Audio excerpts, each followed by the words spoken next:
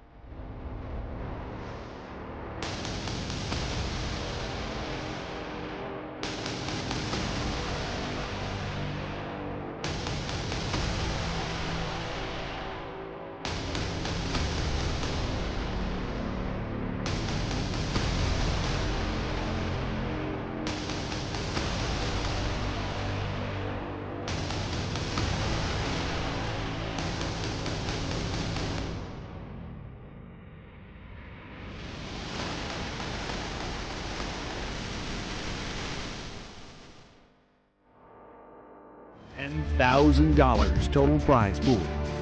12 invited players competing in group stages, with 4 players qualifying in open brackets.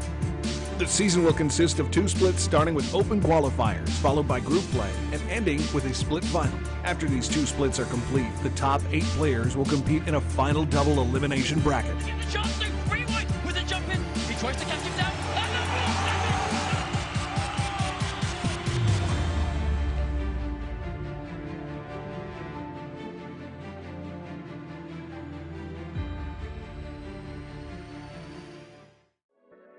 Hello everyone and welcome to War of the Gods Legends, presented to you by StreamMe. We have entered the group stages of this long series. Once again, welcome everyone. Injustice 2 action happening tonight with the dynamic duo of myself and Mr. Echo over there. Welcome, Echo. How's it going, buddy? It's going good, man. Look, it's been a little bit since we've been behind these mics, the cameras, all that stuff together. But man, what a way to kick it back off again. Would you say it's been a while? Please. Don't get me started tonight. What's going on, everyone? It's 2 minutes. We're going to give you a breakdown as far as how this series works. We're going to keep informing you, try to get you guys caught up as to what exactly Legends is, how it works, and what you guys are going to be watching tonight. Tonight, you're going to be watching 8 matches total. Our 16 Legends have been set. They're all going to be playing each other. They've been split up into 4 groups, and in those groups, all 4 players are going to play each other twice over the next 6 weeks. That is the phase that we are in. The next 6 weeks, we're just going to be coasting with these players playing each other. Again, they're only playing each other twice, so it's not going to get incredibly repetitive. It's going to be fresh matches each and every single week, and it's going to be nothing but the best playing. Incredibly exciting. Here are some of your rules. We are changing the meta, all right? We don't like to just sit here and, play one thing, do one thing. We've advanced here. We're going to be making every single match that you see tonight and over the next 6 weeks best of 7s. You're going to see long, grueling matches, and I'm curious to see if it changes anything, Echo, and the counter pick war or anything like that, where we might see guys get a little bit riskier with a little more cushion to play with in the games. It's going to get crazy. Yeah, not to mention, you know, we all know as players of the game, the longer the set is, you know, first to 10, first to 20, whatever, the more adjustments you got to make. Absolutely. So, you know, it's not just real quick and done, you know, first to 2, first to 3. These are going to be long, man. You really got to make those reads. I'm incredibly excited. And also there is money on the line, but not for a while. you saw on that page the split prices. That's not until we get past the group stages. And for some more information on what happens in these group stages and beyond, here's a quick little video for you guys. Now that our 16 legends are set, they will be split into 4 groups of 4. They will have 6 weeks of competition where each player will play the other 3 in the group twice to see who will make it out of the group stages. The bottom player in each group will be regulated to have to re-qualify. The top 3 from each group will be seeded into a 12-player bracket that will be a split final in the series with $2,500 on the line. After the split final is completed, we will move back into open qualifying, where there will be 2 open brackets, where the top 2 will make it into the second phase of group stages. The process will repeat itself with group stages into a second split final. After all is said and done, the top 8 players will compete for another $5,000 at the end in double elimination bracket. So, who will take it all?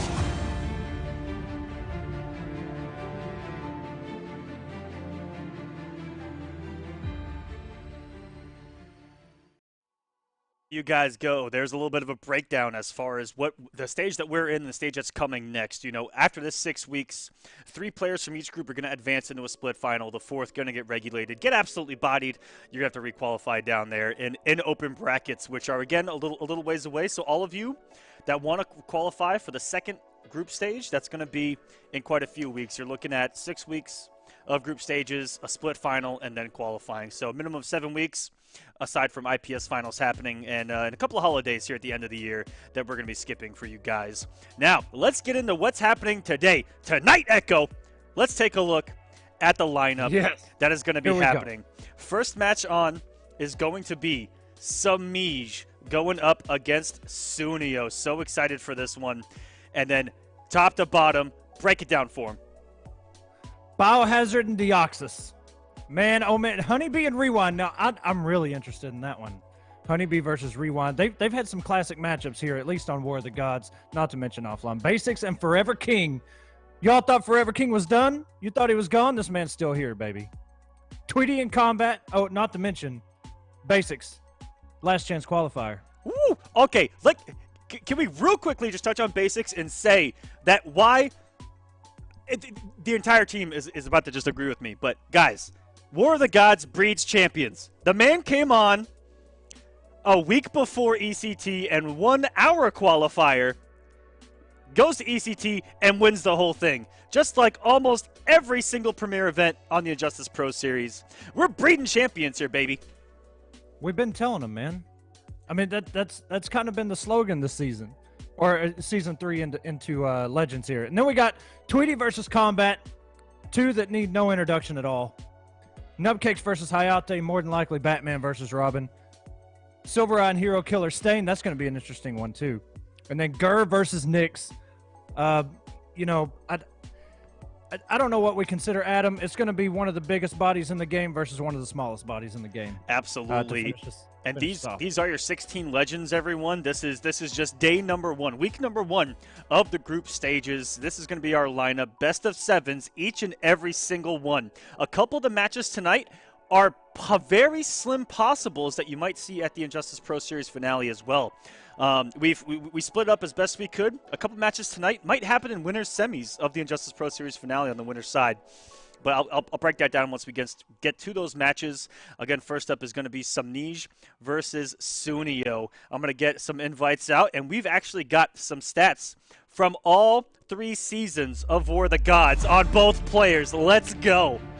Look at this. Look at Sunnio, baby. That's a big boy. Look at that man. You know what? That man's slow. Anyways, let's go. Looking at this, Semiij, no surprise. This man has an 87.14 win percent from the first 3 seasons of War of the Gods. 280 matches, 36 losses to 244 wins. That is incredible. And Sunnio, surprisingly, has a great win percentage as well over there. Yeah, he does. 69.49%. He's had 118 matches. Now, I want you to pay attention to this. I know the ratio is a little different, but he's got 82 wins. He's also got 36 losses. The same amount of losses as Semiij in under half of the matches played. That is what has been going down here. And Sunnio, who was causing upsets, especially during our qualifying, came out so strong, has been handed one of the toughest opponents in this entire thing. Out of the gate, the players are in. Here we go. Semiij with Catwoman. The pick from Sunnio could be one of many characters. We saw him at Last Chance Qualifier playing, 3 or 4 different characters. And coming into this, I think it's going to come down to Green Arrow because we've seen this particular matchup counterpicked at the highest level that we've seen. We see Tekken Master go to it time and time again. And we're going to see some very small nuances that this character can do to Catwoman in particular. I want you to notice what Sunnio does after blocking a max distance jump 2. And you're going to see a whole lot of Savage Blasters because, if she does it far enough away, he can Savage Blast after blocking and actually get out of the follow-up. It's kind of gross. Other than that, look for the zoning. Oh, Sunnio is back to the wall, gets some stuff. Oh, look at that. Anti-airs with the Savage Blast. Okay, and now we're playing marksmanship. Gets himself out of that corner and Savage Blast away, down 2. Sunnio look, he doesn't want to play. No Catwoman. No Catwoman offense here. Ooh. Backdash by Semiij and a punish. Huge reactions from that man early on, and it was the gift given to him by Sunnio on that drop early on. Might be a little bit of nerves. Wasn't ready for that back 3 conversion. Semiij pouncing all over it. Pun intended, we're in the corner. This would be some big old damage, and this could be the first health bar coming off the bar. And that is going to be close to kill. Whew. So close, 14.8, but Semiij's going to close out with a stand 3. And what do you think Sunnio was expecting right there? Because he walked right into Semiij. Semiij wasn't in the air. He was just right in front of him. That's the reason that whole thing, that whole life bar disappeared. And Semiij is not done. Hard knockdown, instant clash. Aw, let's keep playing. That's got to be a Green Arrow specific setup. I've never even seen Semiij end a combo with that string. But you saw him do the knockdown, whiff it down 1, and do a stand 3. I think that he has something for these Green Arrow wake-ups, and I'm curious to see if we can see that situation again. We get some max damage off this anti-air. Hello. Feels good when you get those down. Whoa! They both, man, the immovable object. Okay, Sunnio finally gets rid of Semiij's first health bar. But it's looking rough for him right now, man. Just try and play his game. Unstoppable force, by the way. I didn't finish that line just because we finished that first health bar. Baits the wake up, comes in with the overhead, but Semiij with the cat dash.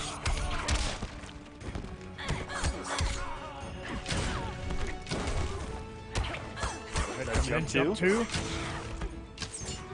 And, I mean, Savage Blast is going to do every single thing that Sunnio wants in this matchup. It's going to build space. It's going to build bar. Oh, my goodness. And it's keeping him alive, even as the anti-air is beating himself with cat dash, forcing the clash. Maybe you are a fake Ollie. You'll see how real I am. I'll tell you what I like about Sunnio right now.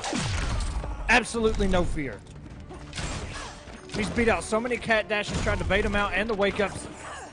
And he's the second wake-up in a row that's completely whiffed. Is this going to have the damage? I don't think so. I'll tell you, Semiij has gotten risky early on this game 1. We've seen so many raw cat dashes. The boxing glove is out. There's some big chip. What a whiff, but no punish by Sunnio. Come out to the wire, sliding from downtown. This man was going for the slide in the home base. So risky, but paying off. Taking a page out of Semiij's book, it seemed there. We saw so many cat dash startups interrupted, a lot of raw cat dashes alone, a lot of whiffs. Semiij, look at what I think that the matchup's making him take those risks, Echo.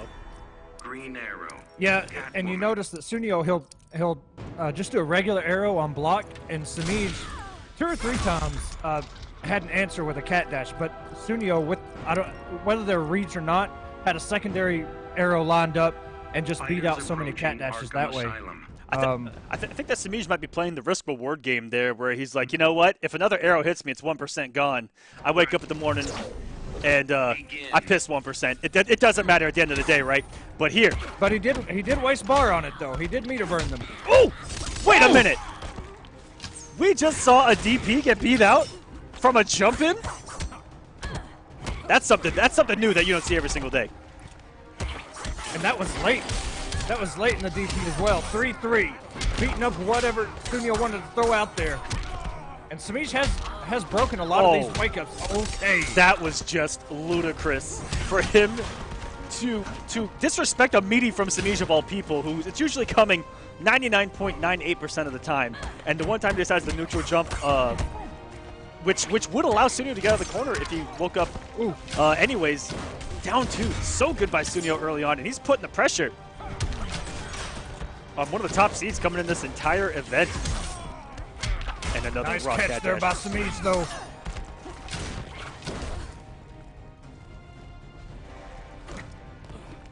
Looking for maybe an input error right there, or looking for a big read. And what another whip punish! We missed that to close out game number 1, and was able to get this time around, learning on the fly here. Sunnio, who didn't have the results that he wanted at East Coast Throwdown. He was going in, who I thought is one of the favorites, the way that he's been playing recently. Just outside of top 8, King Tiza putting him down in the run back.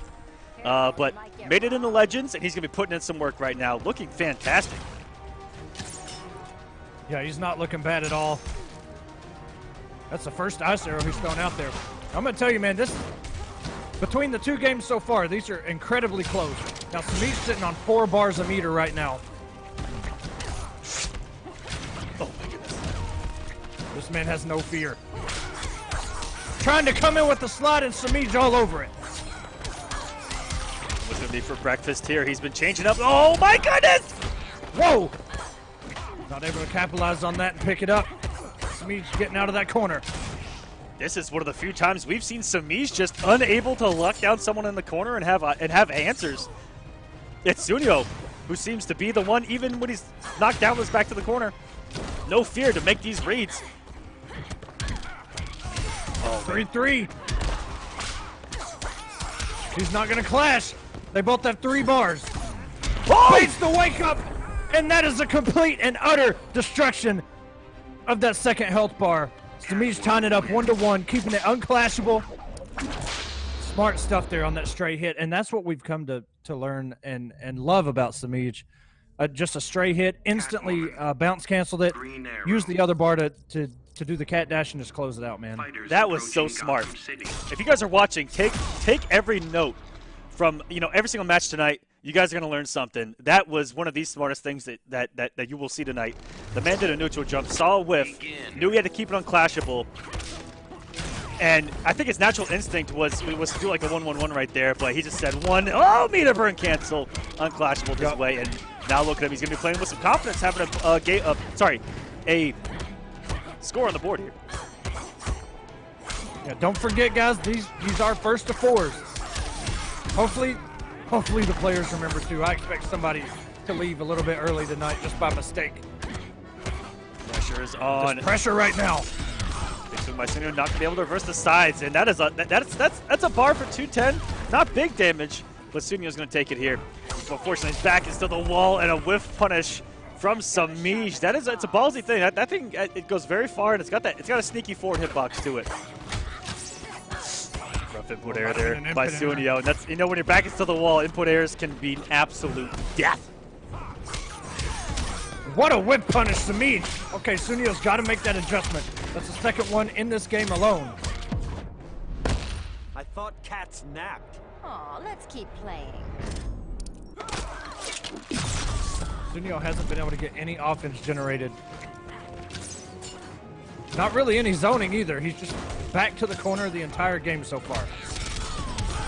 Nice trip guard. Keeping it simple. He dropped that back 3 in that same spot in game number 1. The back 3 reversal by Semiij, getting him out of the corner and getting his position. Looks like an input error, and there's the meaty from Semiij, paying off this time around. What a different game it's been, and Semiij all over everything. Sunnio didn't even breathe in that game number 3. That was just domination at its finest. Yes, it was. I mean, that entire game, Sunnio, his back was to the corner. Wasn't able to get any of his game plan going, and a lot of input errors, man. But I know a couple of those up arrows in the corner were weak. He was expecting to jump one, something like that. But yeah, unfortunate. He actually got a hit and did the up arrow and wound up being at a disadvantage and having himself back into the corner again. So switching to Cyborg now. Yep, this is, when we talk about Sunnio, he's kind of like a two-headed dragon or a hydra here. taking out one, he's got so many others, and the main other one here is Cyborg. You know, these are the two characters. He covers matchups incredibly well. You guys would think that, you know, someone as a Green Arrow Cyborg main is going to have a rough time, but no, the spread and the coverage of matchups is actually really good. And Sunnio just proving that week in and week out here on More of the Gods. Semiij, air escape going nowhere. That was good patience by Sunnio not to swing there. Letting Semiij finish the string. He definitely had recovery there. To work with the Roomba coming in. Gonna try to clean up. What a read! Oh! I thought he was, man, I thought that Roomba was gonna combo. I thought he was gonna fall right on it. So he needs to be careful. He's putting himself to the corner. This is exactly what Semiij wants. Respecting the plus frame. They're gonna eat that throw. Hello, meter burn against the wake up. And that is just 100% safe if you're Semiij. You'll beat out every single wake up. Plus on block. Have a nice day. Good scout there by Sunnio. He's got to get himself a little bit of space behind him. Get himself out of this corner. Semiij's got his eye on the prize right now. Oh, that's coming out no matter what. Put out a minefield to play with, but oh my goodness, Semiij entering the matrix on some of these projectiles. But all it takes is a few and they add up. Semiij's got to be careful trying to get that down to it. Completely whiffed. Ooh, he's gone into that active jump 3 a few times and it has beaten Semiij out. What a down 2. I'm just toying with you. You can't even move the chains. It's too bad he couldn't get a back 3 off of that. Keep it unclashable. It wasn't a kill that came off a down 2, but still. Sunnio with the health lead. Both have a bar. Semiij playing it nice and safe, just inching his way closer to his opponent and looked for the reaction, but didn't get it. The meter 3. That could have been it for Sunnio. Oh my goodness! He went to meeting him with a meter burn back 3 and just read that he was going to wake up backdash. Sunnio with the smart stuff, and we're all tied up at 2-2. We got ourselves a match. Yes, we do. And don't forget, first to 4, baby. I'm saying that so the players, whoever loses this next one, I hope, they don't leave. Because we're so used to first to 3. Yes, first to 4 tonight, ladies and gentlemen. Best of 7s for the next 6 weeks here on War of the Gods. A lot of Injustice action for you. Only 8 matches a night, but they're going to be nice, beefy sets. Approaching Fortress of Solitude. And yeah, Semiij, no switch here whatsoever. He has played Catwoman probably 99% of the time, I would say, on War of the Gods. Yeah, I mean, we've seen him bust out Avi, and I think Starfire maybe once or twice, but for the most part, Catwoman all day, every day. Meter burn. Big oh no, drop drops the combo. That would have been everything. He could have got the robot out, would have gotten some mix going. That's okay, he's going to get it going anyway. Robot out. Pressure's on the Roomba. Woo!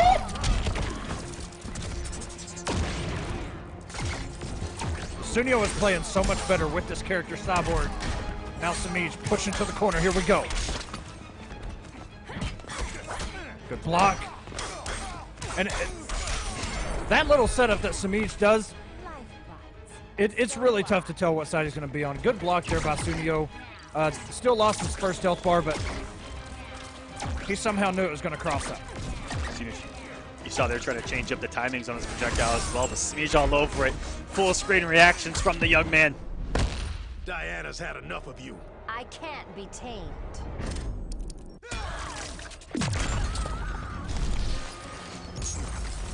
Pretty much a full second health bar. Semiij's all over him again. Pushing him to the corner. Oh, tried to down 2, and Semiij didn't believe. Got the hit.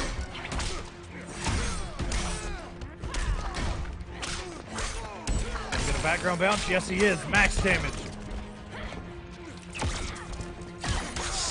Sunnio looking for the read on the up blast, but not getting it. Semiij going to retake this lead 3-2. The pick for Sunnio has looked good, and he was off to a great start in that game. Just unfortunately, I think one crucial drop right out of the gate where he actually gave up the corner position. Even though the room ended up working out mid-screen, he didn't get much damage off it. He did have a background bounce, but instead opted to go for the EX up fist there. But yeah, that definitely turned around on that one drop in the corner. Semiij was able to reestablish really the neutral, and he had some huge reactions full screen on a couple of the up shots. You know, he's always got his finger on that trigger with the cat dashes, especially of late. This man has been cat dashing a lot more here in 2018.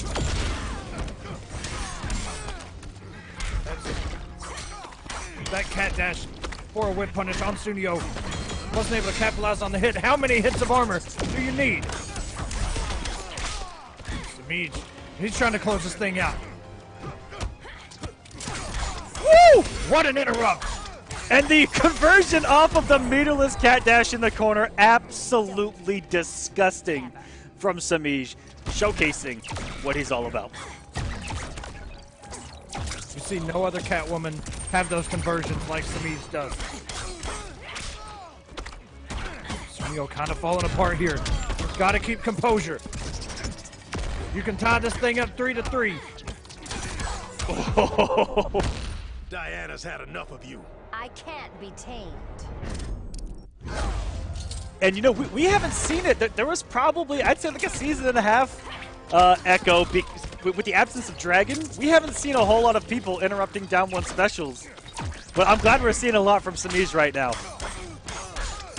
Yeah, and, you know, Cyborg is such a character you don't play against often. Whoa, he broke the armor and switched sides, crossed up. This could be the end of Sunnio. He's got 193. Gets that power fist out there in the air. That is a jump three been paying off. Yes, they have. Avoids that cat dash Semiij without meter. But he is going to gain so much just by getting hit. Down 2. Sunnio can do this. That's coming anyway. If there's one thing Cyborg does struggle with, it's huge comebacks. You know, unless they're in the corner, robots out, there's not going to be a lot of reset potential. No punish. He's just going to chip away at you with the zoning. And these projectiles hurt 100 at a time. Oh, and that's it. Jump 2 by Semiij takes it 4-2 over Sunnio. Sunnio trying to make that comeback, and it almost looked, I think if his back wasn't to the corner, he had a little bit of room to play with. He would have had a little bit more options there, but Semiij scouting that instant air out. Got him with the jump 2. Semiij is done for the night. Absolutely. And guys, welcome back to the show. Echo, take it away, because guess what? We got some instant replays from the match that just transpired. Take it away. It's back, baby. Here we are. Okay, Sunnio with Green Arrow took the first game. You see him in the corner right here. And Semiij with the instant bounce cancel. Recognized the hit. Wanted to keep it unclashable because Sunnio had the 4 bars. Now in game 3, trying to mix him up. Bounce cancel. And the back 3 right under whatever Sunnio wanted to throw out there. And and just right there, Sunnio had the read that Semiij was going to do something in the air right there on Oki. And the air tech right into another lost game. Semiij takes it 2-1. And now the Cyborg pick and the 4-3. And if he would have had that conversion, that could have been everything. But then the meter burn, the meter burn back 3 into a dash up, reading that dash was Sunnio. Plus frames, interrupt was the name of that last game. Interrupt City. Semiij. Yo, if we don't, we ain't got it. I thought we were going to have the meterless cat dash conversion because I was ready for it. And that's so slick. Every time we see it, just, you know, so impressive is Semiij there. And getting a W here on week 1 of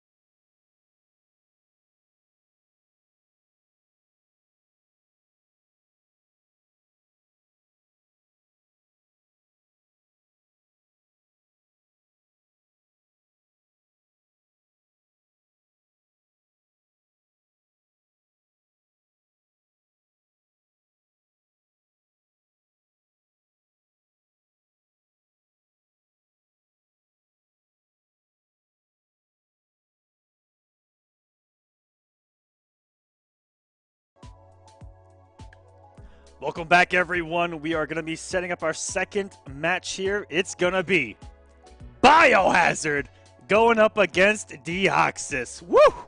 Echo, I know you're excited for this one. I am, man, because Biohazard, one of my favorite players, going back a long time, man. Win percentage 67.57, has 111 matches under his belt. 75 wins, 36 losses, which goes back to our first two that we had tonight. They also had 36 losses. So I don't know what it is with the number 36, but look, man, I'm ready for the Bane train to come. I don't know.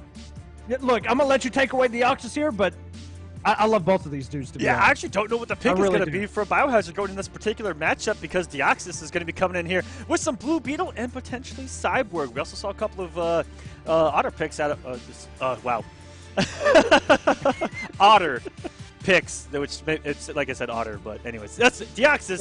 70.41% win percentage. This man has been incredibly dominant on War of the Gods, multiple top 8s. As you see, there are 196 matches, 138 wins, and 58 losses. That's a lot of losses for someone with high win percentage. Most losses that we have seen tonight. And well, in this matchup, like I mentioned, we could see a plethora of matchups between the two. You know, these guys both have 3 to 4 characters that they can play at the highest level. It's not a matchup that we see too much. I'm looking back in my memory bank, and I don't remember a time that Deoxys and Biohazard have played. They probably have. I'm just old. All right, get used to it. But tonight, they are playing it in a 1st to 4. Invites are out. Can't wait to get this match started. Yeah, me too, man. I've loved watching Deoxys as he's improved as a player, even going back to, his Katana days in MKX, and then, obviously found a home with Blue Beetle in this game. Started this game with Scarecrow, for those that don't know. But Deoxys was a Scarecrow player to start this game off. But, him and Hayatei really got together, just really put their brains together, made Blue Beetle what he is now, and really put some eyes on him, man. You've seen a lot of people... like Rewind has taken a little lab time with Blue Beetle and has a little bit of success. I don't think he picks him all that much now, but it says something as Deoxys as a player to pretty much oh my goodness, we're getting it. I think this is the dream match that we wanted to character wise. Let's go, Bane's on War of the Gods. Fighters approaching contact. Bane train coming. Woo! Deoxys, I hope you're ready, baby. We got a soundbite of a train coming? Not yet. We're working. Here we go. Deoxys, Biohazard. Nadama wants the scarab. Did you tell her you'd have to kill me? She did not seem worried at all. Polls are active in the chat as well. It looks like Biohazard getting the bulk of the votes early on. Chat pulling for some Bane. And in the corner, this would be a huge punish. That is a huge mistake, as Blue Beetle is going to do some nasty damage and a restand. I don't even know what side that hit Echo. We don't need to know. The sweep. Deoxys mixing it up really nice here in the corner. Look at all the damage he's already put on the table. But we all know, Bane with a couple bars of meter and a couple levels of venom, that's a full punish. Deoxys thought that was going to whiff punish. The down one, the belief right there to catch the forward dash in the background bounce. What a start from Deoxys. But we all know that this health lead could disappear in one hit.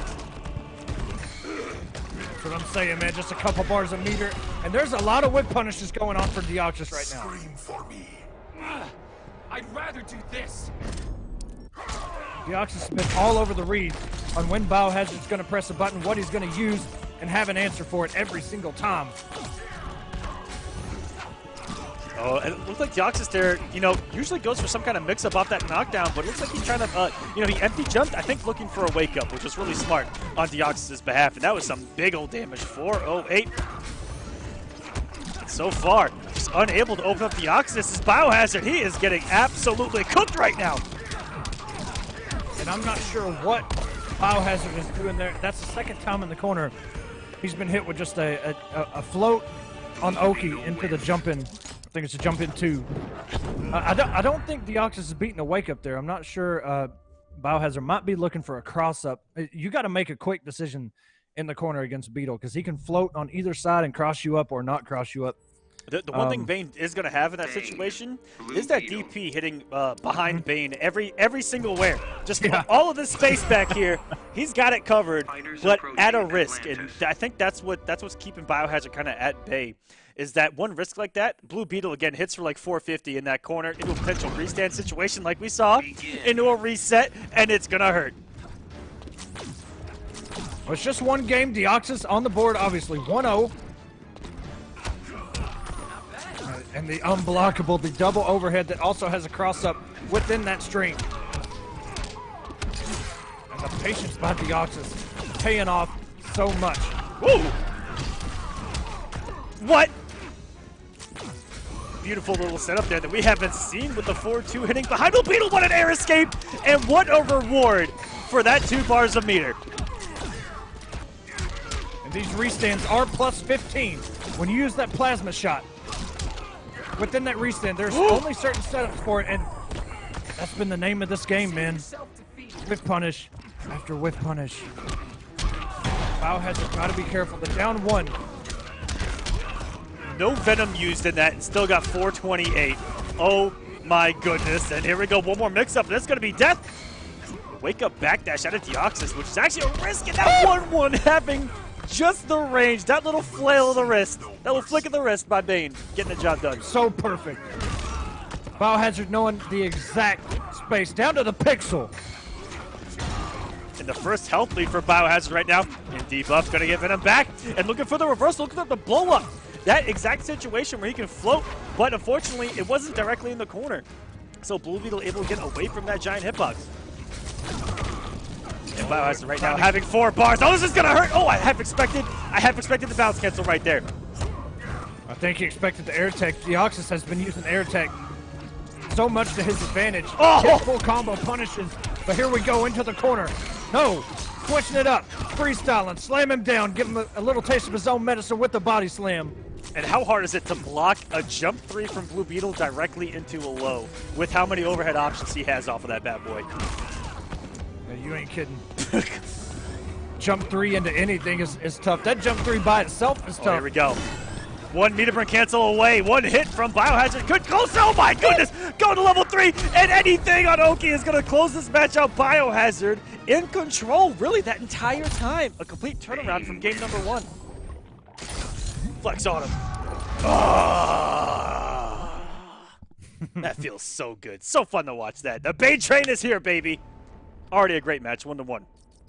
Blue Beetle. It really is, and to be honest, I think Biohazard just had to take a step back, push the brakes a little bit because there was a lot of whiff punishes. Even starting in that second game, really got whiff punished for a lot, and Deoxys has been all over it with those forward 2s and able to float in, especially when you notice Biohazard would use the charge. Deoxys could float backwards and still get the whiff punish and avoid it. Yeah, and you know, like in the first game, losing, you know, 1.5 bars in that corner from 2 mistakes. So huge. And there's that whip punish with the 4-2 all over it. Into the corner we go. And debuff is activated. Oh man, if you'd have picked it up, it would have hurt. This is still going to do some pretty good damage on this debuff. Going to go for the restand. What's the mix? You need to be careful doing hit stun against Biohazard because he can armor, even if it's plus 15, unless you do something guaranteed. Like that throw could have gotten blown up by armor. So Deoxys is, you know, right there, took the risk, but paying off early so far. Put himself in the corner, but got himself out of it immediately. Oh! I think Deoxys had the read. Oh! I think so too, but coming, baby. But man, that's a big hitbox coming at you. That's the train. He's not going to have any of his resources to use as far as the Venom goes. But he's wanting to close this out now, yes. He's at level 1. I mean, he's going to get that Venom back anyway in between the rounds here. Level 1 coming back so fast. And you were talking about whiff punishes, a beautiful one by Bio there. So much damage. No resources spent. That's Bane for you, forcing this wager. You're slipping, brah. Do not insult me. Biohazard has really turned things around. Looking really good in this third game. Deoxys having to play a little bit of Biohazard's game at this point.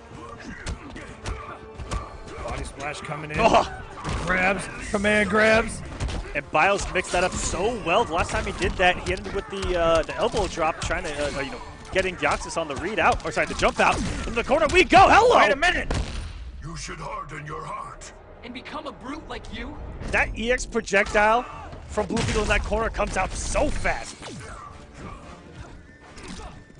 It does, and I think what Deoxys was trying to do was bait out that DP.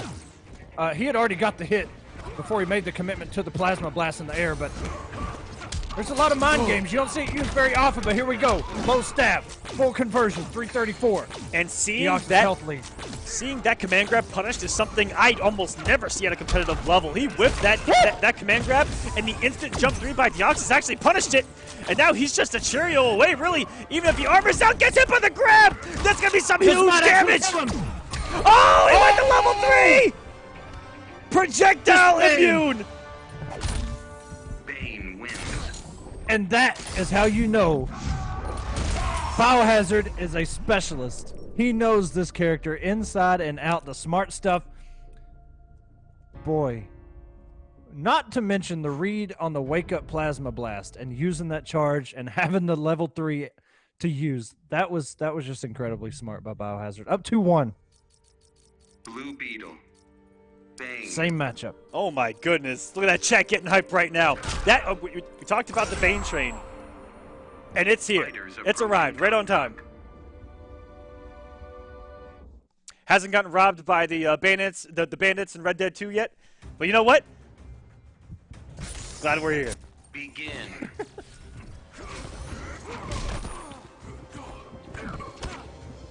Biohazard getting that first hit, tries to open him up with the low, but that command grab has been putting in so much work. The power bomb. Power bomb again. Yo, Kevin Nash somewhere popping off right now. And why am I getting pumped so much? Big Daddy Diesel. Big Daddy Diesel indeed. Hello. Talking about Kevin Nash, and we got a little tombstone here in the Interactable from Bane, who does all the wrestling moves. This is just WW. This is just another pay-per-view WWF for you guys. Ooh, big whiff. Ooh. Deoxys trying to just be hard to hit right now and catches him with the forward dash on the down one. Bane's forward dash is very lengthy. And waking up with the command grab caught him on the jump in. What a command grab to eat a jump in and still be active enough to grab you on landing. Bio looks like he is incredibly comfortable now. You know, it's kind of that grappler complex on getting in away from a character that can keep you out. But, you know, once you're in, you're in. The damage can be done. And once you get comfortable on getting it on your opponent, like matchups like this can just absolutely change once you get momentum. Well, I think... I can't take that mask seriously. Do not insult me. Because he's got a little bit of a read on Deoxys' movement right now. Yeah, and that's kind of the problem. Deoxys, you know, at first started this set off being very aggressive, bringing the mix. That is a complete and utter whip punish going to the corner. Man, one hit's gonna kill. Oh, I think he may have tried to make a read on it because he immediately went to level 3, which would have broken an EX interactable right there. Ooh. Scream for me. I'll get right on that. Biohazard using 2 bars, getting that health back. It's gonna be tough for Deoxys, but look at this. What's the setup? Hard knockdown. Tries to bait out the DP. Whoa! Raw TP on the approach. And snatches him out of the air. The Biohazard special. Field himself and out of the air once again. This is a no-fly zone. It has finally been established here. So fast. So fast. In a row. That's a grown man air throw right there. You thought they were fast in like MKX and then Justice 1. Grundy's was about that fast in 1, but my goodness, that's an air snatch. Bang. And that's like 75% of Blue Beetle's game plan. Stay in the air, be He's annoying. up there. Yep. Fighters approaching Red Sun Prison. Wow. Deoxys sticking with Beetle. And like I think it's really come down to him being comfortable against the movement of Blue Beetle right now. Like he's comfortable. And when he starts making those reads like that, you know, Bio doing air throws is a scary Biohazard to play.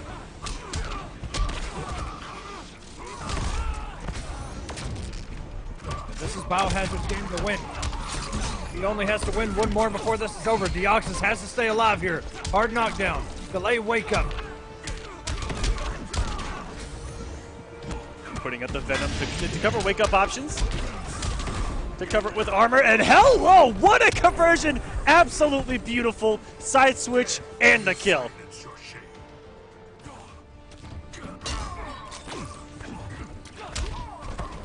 Jump in, tried to anti-air. Ooh, that down These one trips are- is sneakily huge. Not even a word. And there it is.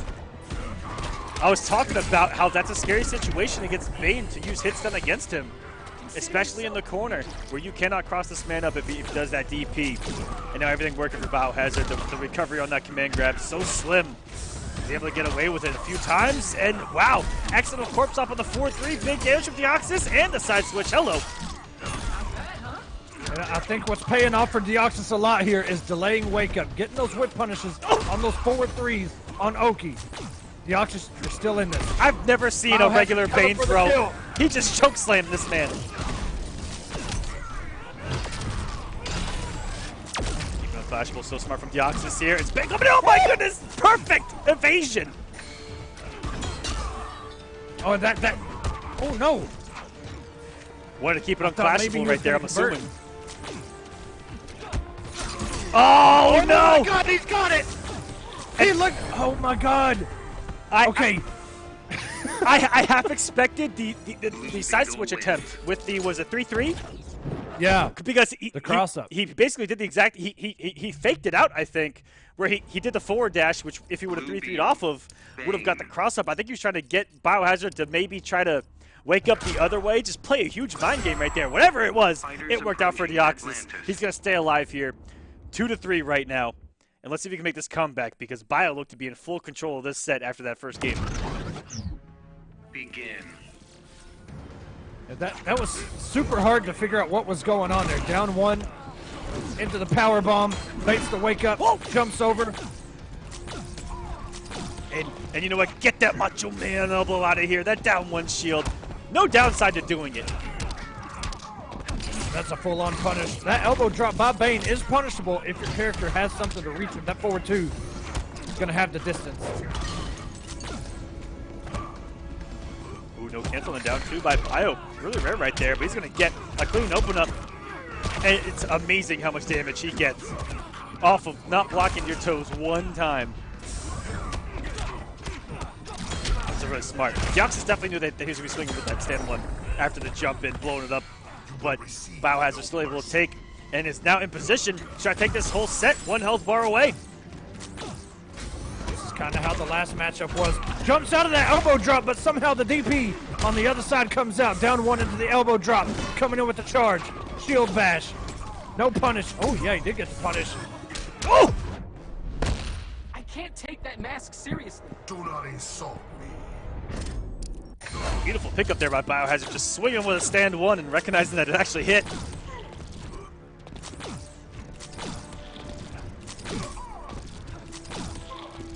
Deoxys just playing this patient. Wow! Oh, the DP may have tried to press the button. Down two is going to be broken. Biohazard not caring right there. Oh, In the that's corner he punish. goes. Okay, this is decent for Deoxys. He's got Biohazard's back to the corner. He needs to keep him there, and he's in full debuff of a level 3. And walks right into a down two. No damage though. 115 for a full VP out of this man. 15. Whoa! Oh my God! Bounce cancel. Biohazard does still have a clash at his disposal. Baits. I think Deoxys is trying to bait the DP or something right there. He couldn't get high enough to escape that DP.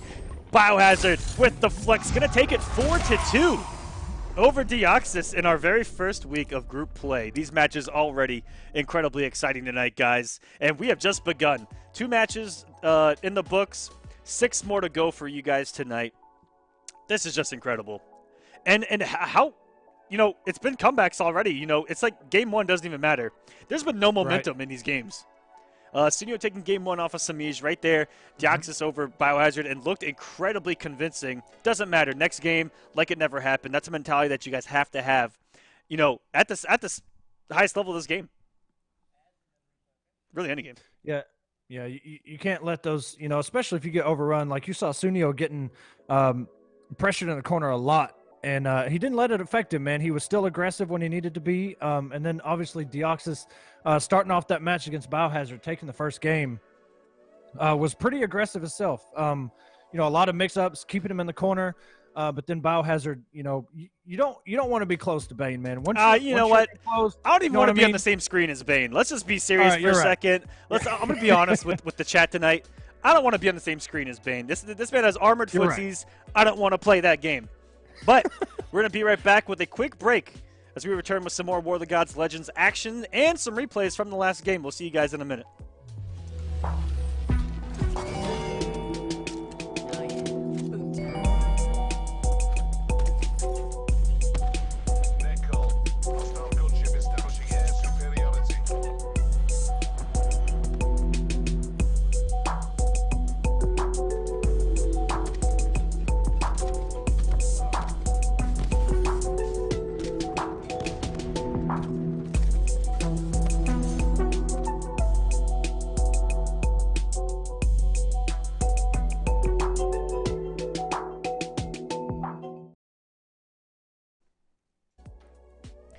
Welcome back, everyone, to War of the Gods Legends, where we are 2 matches in on our 8-week card tonight. All these players in these groups playing each other over the next 6 weeks. It's been incredible so far. Can't wait to keep it going. But let's take a look at that last match, Echo, with some of the highlights that transpired.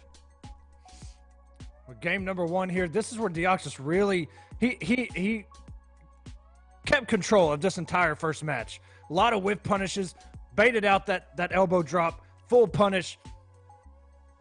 And that's where you saw Biohazard walking forward. May have been thinking that he was going to cross him up and tried to air tech, taking the first loss. Deoxys taking the first game 1-0. This is game 2. Down 1 into the background bounce, and look at all this damage he's about to put on the table. Right here. Popping that venom, making the reads. Oh my goodness, what a 1-1 trip guard right there from max distance. Absolutely disgusting. And the Bane train taking over once again. Oh. And that DP, as you alluded to, that DP kind of hitting everywhere, and the boot to the face. The legend killer. You see right here the pressure by Deoxys getting the mix-ups going. Biohazard was on debuff for a big portion of that, and the cross-up into the overhead, max damage, restand, plus 15 into a throw. And there's only certain ways to set up that restand into the plasma. And Deoxys, he has all of them. No whiff punish there. And this didn't kill, but watch this. The reads! Level 3 Venom. Knew he's going to wake up with the plasma. Taking that game. And this is the double air throw. Watch us dash up. Get out of the sky, young man! And this here in the corner, Deoxys was trying everything to get out of Biohazard's way. Trying to use the interactables. Biohazard having none of it, jumping over, getting the cross up, the body splashes, the air throws, the damage, all that good stuff. Biohazard, well played, man. So Semiij and Biohazard are your winners so far tonight. Remember, guys, these matchups aren't going to happen every week. They're going to switch up every week. Absolutely. And let's go and take a look at our next one, and it's going to be HoneyBee going up against Rewind. Oh, baby. Rewind win percentage 77.22. That's a pretty high win percentage up there on the likes of Semiij. 259 matches total. 200 wins and 59 losses. That's impressive. That's an impressive resume, young man. Let's see how it stacks up against somebody like HoneyBee. Look at those, HoneyBee with look at those win percentages between them. Both over 70%. I know. So many matches played for Rewind. Both Rewind and Rewind and Semiij both just, getting top 1, top 2 almost every single week, just dominating the entire thing. But it looks like we might have to come back to this match. Give us 1 second. Rewind says that something came up that might delay this match just for a little bit. Give us 1 second, guys. Also the chat pulling for Rewind, it looks like, over HoneyBee. A little bit of a surprise. HoneyBee, usually the fan favorite.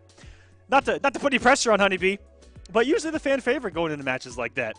And with, it might be the Flash. Who knows? I don't know. There's always a little bit of animosity towards Flash players, I guess. Just kind of on, I'm also kind of, a victim of that. So give us 1 second, guys. Our boys are talking it over. Well, you know what, man? You either love the Flash or you hate the Flash. And personally, I love watching the Flash. I don't necessarily like playing against him. So it's always hype, and especially because these two in the past, Rewind and HoneyBee, have done Flash mirrors. Yes, they have. That's one of Rewind's first big wins here on War of the Gods was when he just mirrored everyone. And as you saw there, Group A is the first group that the first 2 matches were Group A, and you saw there the win-loss records of those players already kicking into effect as Semiij and Biohazard are going to be sitting pretty there.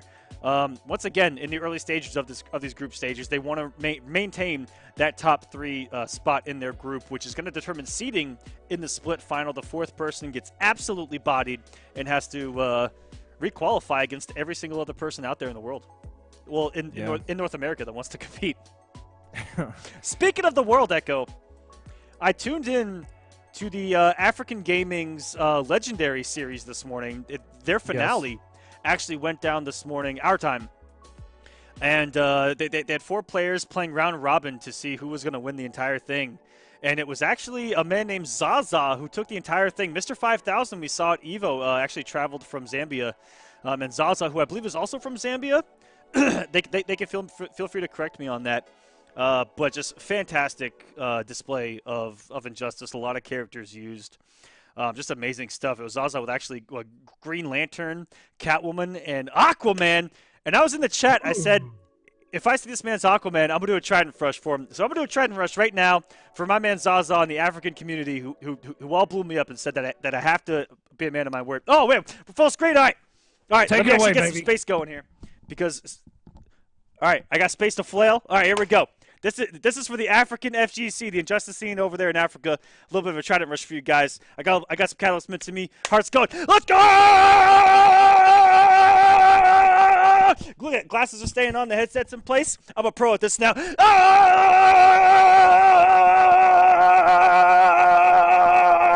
Let's go! Woo! Good stuff, Aquaman. I know that he asked you. He asked you to give him a shout out, and that's pretty awesome, man. We love everybody out there playing Injustice. Any NRS scene out there, no matter where you are in the world, we love you guys, especially if you're tuning in here with us tonight. I know that I can't remember his name. Now, I saw him in chat when we very first went live, and he tagged you. I don't know if you saw it. It was right when we were getting things going. But, man, if you're out there, we see you. That's good stuff, man. Absolutely, guys. Shouts to them over there. Absolutely amazing. Really friendly guys. And let's talk about, we're going to move on to the next match, which is going to be Forever King versus Basics. Let's go ahead and take a look at that card. Baby. Now, Forever King, you thought he was gone? No, the man's still here. Win percentage, 68.79. 141 matches total. 97 wins, 44 losses. I think that's the lowest as far as win-loss ratio maybe we've seen. Both double digits. Then you got Basics. Last chance qualifier himself. 66.38 win percentage. 116 matches, 77 wins, and 39 losses. These two coming out. Look, man, Forever King going against Basics. The Forever King, the last chance qualifier, really stepped up, dude, and really, I see the dynamic here. King, first last chance qualifier, made it hype. Basics taking this last chance qualifier we just saw not too long ago. So these two clashing, I want to see how this turns out. I don't know how. I can't make a read on who's going to walk out of this thing. I think it's going to be incredibly even. But King, we know him as a Batman specialist, man. Basics plays a couple characters. So here, it isn't this match, but the matchup that we actually had to skip and we're going to come back to, which is HoneyBee versus Rewind, is one of the matches that could potentially be, again, everything would have to go right for them to win at IPS finals. They're both going. They could potentially meet in winner semis if they win their first 2 matches respectively. So this is a little bit of a foreshadowing, but the chances are really low, and it's about 3 weeks away. So again, we tried our best to get the players not to potentially play each other that could play each other at IPS finals.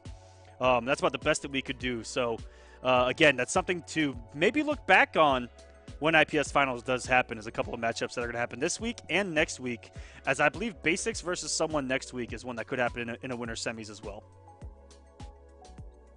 Interesting. Yeah, you already mentioned it, man. For anybody that wasn't here when he was talking about it, a lot of these matchups that we have possibly coming up, not just tonight, but the next couple weeks, could be some of your IPS finals matchups, man. A little early look into how some of the stuff could play out. Absolutely. A lot of those IPS finalists are here in Legends, and shouts to them for playing online and offline. There he is. There's King. King going to go up against Basics here, and these two are both at East Coast Throwdown. King unfortunately falling to Slayer there, I believe on winners and losers right before top 8, getting 9th, and we saw Basics dealing with one of the best Batman players in the entire scene with Nubcakes. It looks like this is a matchup that he might have a handle on, but let's see if King can do something different against this man Basics and try to throw him off. Well, Nubcakes has been one of my favorites to watch for the past year and a half. I was really pulling for him in the last chance qualifier, but we have to kind of respect the differences between the two, Nubcakes and Forever King, and how they play Batman. Forever King is a solid player, man, and we're so used to seeing him in Mortal Kombat have so many different characters, and then it seems like Injustice, Batman all day, every day, 24/7. Well, I guess he's going to let the timer run out. Man had to take a bathroom break real quick. Hurry up, King. Potentially eating some dinner or something there. King letting the clock run down. Might just be thinking about this matchup. Adam, he does have some familiarity with Adam, having played Gur a lot up there in the Northeast, offline, and here online in War of the Gods. Starting out with a forward, too. And you know what? What a mind game King may have played right there. Because, someone sits there and lets the clock run out. You think, oh, they might be AFK or something. And you might hesitate when the match actually starts, and King just swings. Probably not what happens, but that is a mind game that you could potentially play with an opponent. That's what people do on ranked. Got the reset, Forever King. Especially if you play the character that the character select is naturally on, because then you don't move at all, which King didn't have to right there. Just let Sean Batman. Oh, going overneath the Adam trait with the 4-2-3, and what a start by King. Disgusting mix. Look at this man, Forever King. This man is going completely off the wall. Man doesn't care. You want a low profile? Low profile these restands. I'll take you down to Micro Town. Don't bet on it. You want to sweep under my mids, dog? Get hit by these vortexes over and over and over and over again. Yo, it just takes a bar and a dream. A bar and a dream, but also a mechanical bat and a dream for the true mix. Well, that too. But when does Batman not have a mechanical back? Let's be serious. Let's just be honest here. All the time. A couple of air escapes here by Basics coming off that resource. Which, one of the best at building it is Adam. And he's going to need a couple more hits. There's a full combo punish. No air escape. Do some big damage. Does get it right now. And he chases him down with the grapple. And King just a hit away. He's going to whiff punish the throw. Beautiful game number 1 by Forever King. But if there's something that we've learned tonight is that this game 1, it doesn't matter how comfortable game 1 is won by. It hasn't mattered tonight. All right, that's right. Basics just has to get warmed up here, and this potentially could go the distance, or this could be King. As I mentioned, just throwing something different at Basics than what Nubcakes potentially threw at him just a couple of weeks ago at East Coast Throwdown. A week ago. Batman. Time flies. Forever King. That was just Dude, I don't know if I've seen that many Batman Vortexes work in one match. It was just over and over and over again, but I will say, for those that don't know what Aquaman's talking about, everybody that's won the first game tonight has lost the set. Yes. Begin. So keep that in mind as we're back on Slaughter Swamp, going to the corner with Adam's trait. Woo! Oh my goodness. 2 mechanical bats whiffed on Adam in recovery. I have just about seen everything. They didn't even know where to go, and those are kind of tracking. Whoa! And the conversion, dash up. All right, King. Wake up, back dash by basics. He's looking pretty good tonight. I'm not going to lie. And he tried to float over that gunshot. Just a little bit too late. Holds the low. Ooh, making him whiff. This is going to be a huge punish. Does have an air escape, but the drop by King. Nice little wake up. Knows that Batman players love to cross up this little man. Oh, he's going to get Oh, he was just outside of it. I half expected him to at least have to block that bear trap. And 2 for 2. Mechanical batting him out of the sky, and what a meter bird. King trying to get back in this game number 1, and that doesn't punish. He banked on the 3, hitting him. Max is trying to get his game going here. But not good enough. I've got more than his belt to fight with. Spins the bar, 15% back. Basic still sitting on just under 100 hit points, and that's going to close that first health bar out. Don't waste my time. Ooh, King not ready. You know, that's what happens when you're looking for the meter burn version of that. You're looking for that block animation. When it's not there, you hesitate. Woo! What a conversion. Oh! 4-2-3, your life away. I have expected another one right there. Oh, almost blocks the entirety of that straight, but all it takes is the last hit. Woo! And the man safe. Excellent block on that dome. You know, it's very hard, after playing Nubcakes in a lot of sets, it's very hard to block overhead off a back 1-1. The man loves to do that back 1-1 sweep, which Basics was all over at ECT. Goes into the trait, and I think that crossed up forever. King feels terrible, man, in the corner. Weak goes this man sitting on 4 bars a meter, gets one off with a push block. Little wake up. Oh my goodness. That jump 3 was already activated. King went straight into him. No button he would have pressed would have saved him right there. As we talked about it, game 1 hasn't really mattered tonight. Basics already on the board. And pretty convincing there. King had his moments, just got caught approaching a lot there at the end. Mechanical bats weren't working as much as they were before. And we'll see what happens here in game number 3. This is great back and forth. King wasn't able to get 1 Vortex there in game number 2, but was still able to keep it competitive and get the damage. A lot of huge, not risks, but a lot of good swinging from Forever King. A lot of raw 4-2-3s working out for him.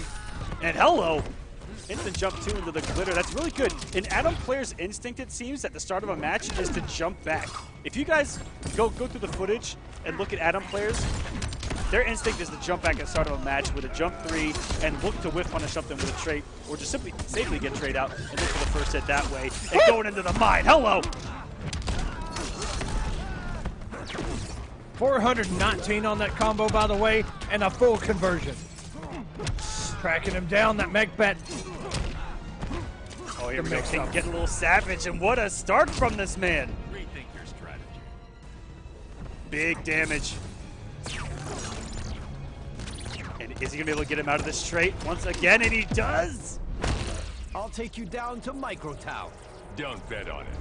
Now, one thing we haven't seen King do that Nubcakes love to do is parry that Adam trait.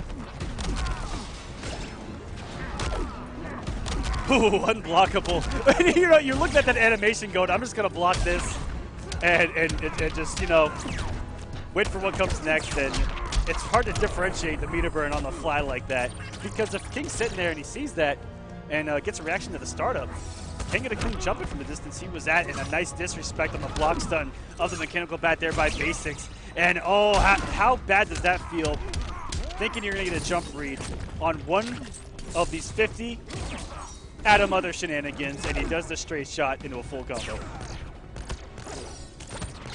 Walking backwards, gets opened up. King looking a little bit slower on the draw here. 4 bars a meter to work with, plenty of vortex. Almost has a bat. Plus frames. Get back down here, sir. King looking for the optimal. Just trying to throw in that stand 3 right there. The Jean-Claude roundhouse. Trying to meet him out of the trait. Nice use of push block, guys. Use that push block. Get him off that trait. Screw blocking 80 times. Reset this King neutral finding an opening. without a trait. And King gonna try to close out. They're so negative, but doesn't go punish my basics. Better, but not good enough. I can't let Dr. Palmer down. King's slight health lead. Now you know what basics could do right here is put in the damage over time. Whoa! I mean, this should close it out alone, and that is gonna kill. These are coming onto the wire. Adam wins. 1 to 2 That's now. The lead for basics. One thing you're gonna see Gur do over what basics chose to do there. If that was Gur, I know he Oh, would have yeah. just laid a minefield of damage over time, and there's not really a whole lot Batman can do about it. Yeah. In that situation, I expected him to do it. Maybe he didn't think of it, but he still put out the win. So you know what? You can't hate on it. Batman. Ooh, going with the blue steel is Forever King, which is never a bad choice here on War of the Gods. Blue steel is almost guarantees at least 1 win, I think. Fighters approaching Slaughter Swamp. That is just a shader for winners. Well, wins are hard anyway. Absolutely. Just We like, love those blue steels. Just like Derek Zoolander won over millions with his patented blue steel. Begin.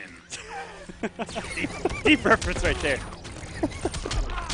Backdash King. Okay, not going to the corner though. Back mid-screen. Woo! To the corner we go. Rare drop by basics. That bear trap is out. He threw that thing so far. And really good recognition. You saw King there with the mechanical bat on hitter block right there. 4-2 is the conversion from that range, and he saw that mechanical bat was blocked, and he just stopped and tried to stagger that 4-2. That was really good on-the-fly recognition by Forever King right there. A master of mechanical bats. I talked about how much of a master Forever King is as he gets absolutely decimated on his first bar of health right here. Trying to give the man props, he won't let me.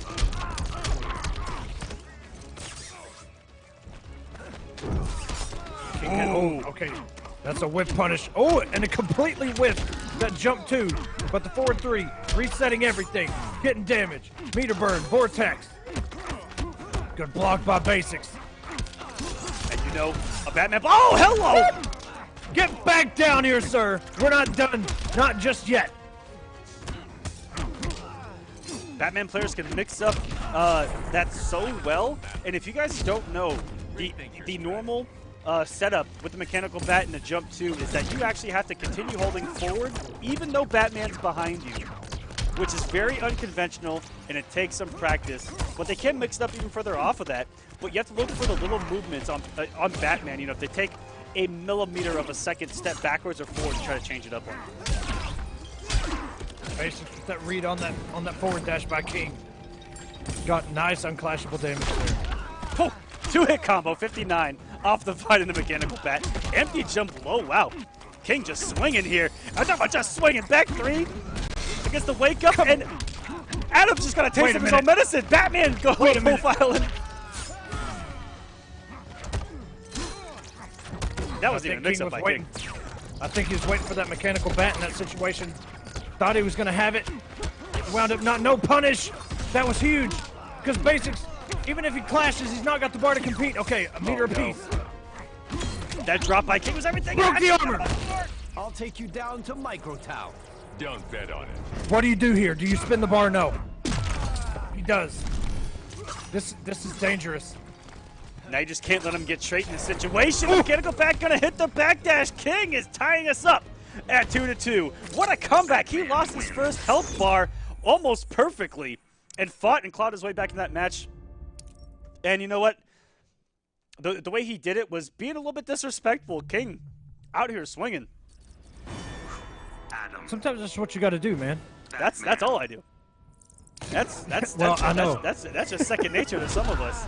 And King, Fighters approaching. you know, that old school Brainiac mentality ship. of, you know, this could be a hard matchup. It's something that he just watched Nubcakes lose at East Coast Throwdown. And he's like, you know, what can I do differently? And it's just absolutely swing. Begin. Wake up raw back 3 like Aquaman does. That happened.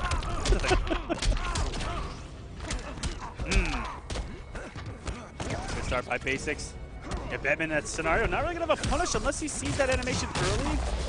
Might be able to get a grapple out. Oh. Basics off to a similar start. Last game. Trying to hood perfect his first health bar. Just piece of damage here. Following the trade in the corner. What a cancel. If he would have stayed untraded, that mechanical bat may have anti-aired. Yeah, and you see King using those mechanical bats to get him out of trait. A lot of times they just completely miss. Oh. And how many times does that work simply because you're looking for the EX teleport and you're trying to approach this man because he's actually a strong zoner. Wake up, neutral jump 2 by Forever King. Does he have another comeback in him? It has been initiated. No air escape for this man. Gonna go for a reset. Doesn't have a mechanical bat. Looking for raw damage. Doesn't get the kill. Leaving 40 on the table. And King with the King. That was actually a shimmy, Echo. If you want to break down what just happened, he shimmied like a little walk forward, thinking that Basics was gonna think that he was gonna walk forward Just might. or approach with a mechanical bat. I think I'll pass this That was little actually test. kind of genius.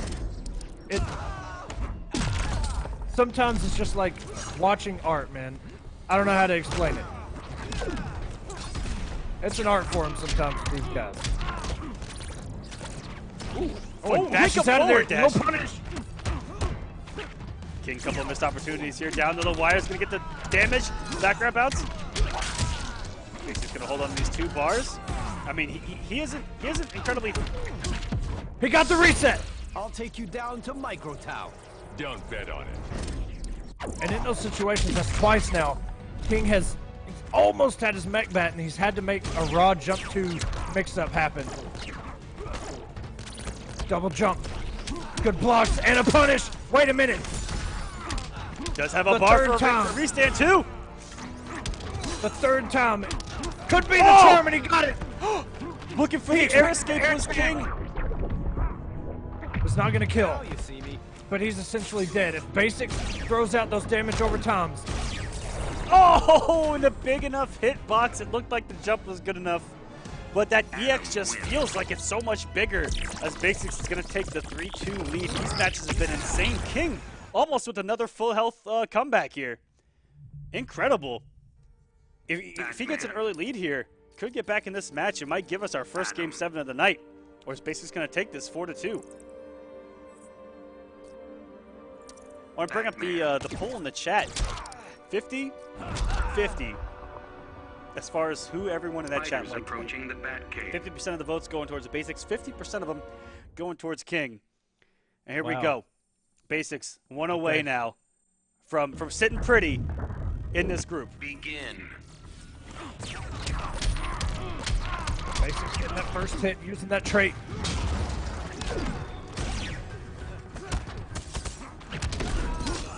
Gets caught by the forward 3. May have tried to swing there after those mech bats.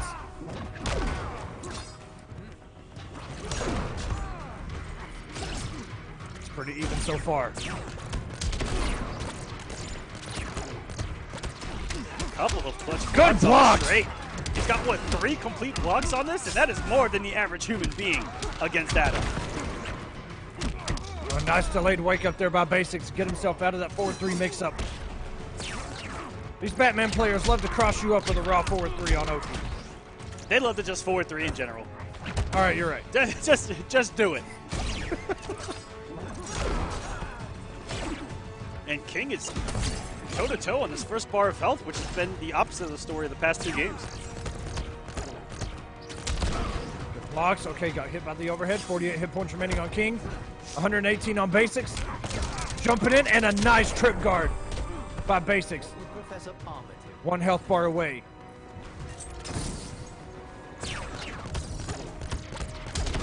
Mech Bats are just not doing any justice for King. Double overhead.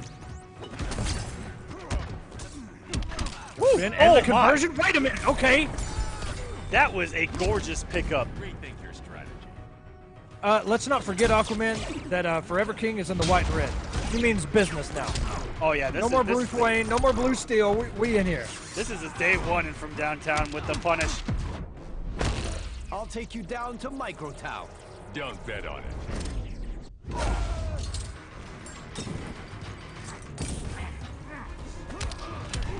Somehow able to jump out of that red science. Yeah, he jumped in between the two. Navigating the field well here. This is Forever King. The basics looks like he's trying to slow down here at the end and actually try to do, you know, kind of what we see Gerd do in these early moments. Straight's gonna get punished once again by Forever King. Doesn't have a bar for the Vortex, but he does have a mech bat out, and he is going to get that all day. Basics does have almost 3 bars to use, and wake up throw. Dead even. Watch where you're going. Ooh, King taking some big risks here. You got to block this or it's all over with King, or you got to clash it. What? If you would have clashed and been put at you know what? I think King was like, I'm dead either way. If I clash, I'm at 0% health, and the man's going to put out a chemical I can't get past anyway. I mean, he really hadn't done any damage over times, but I hear you, man. He was down, what? Basics had 3 bars to use.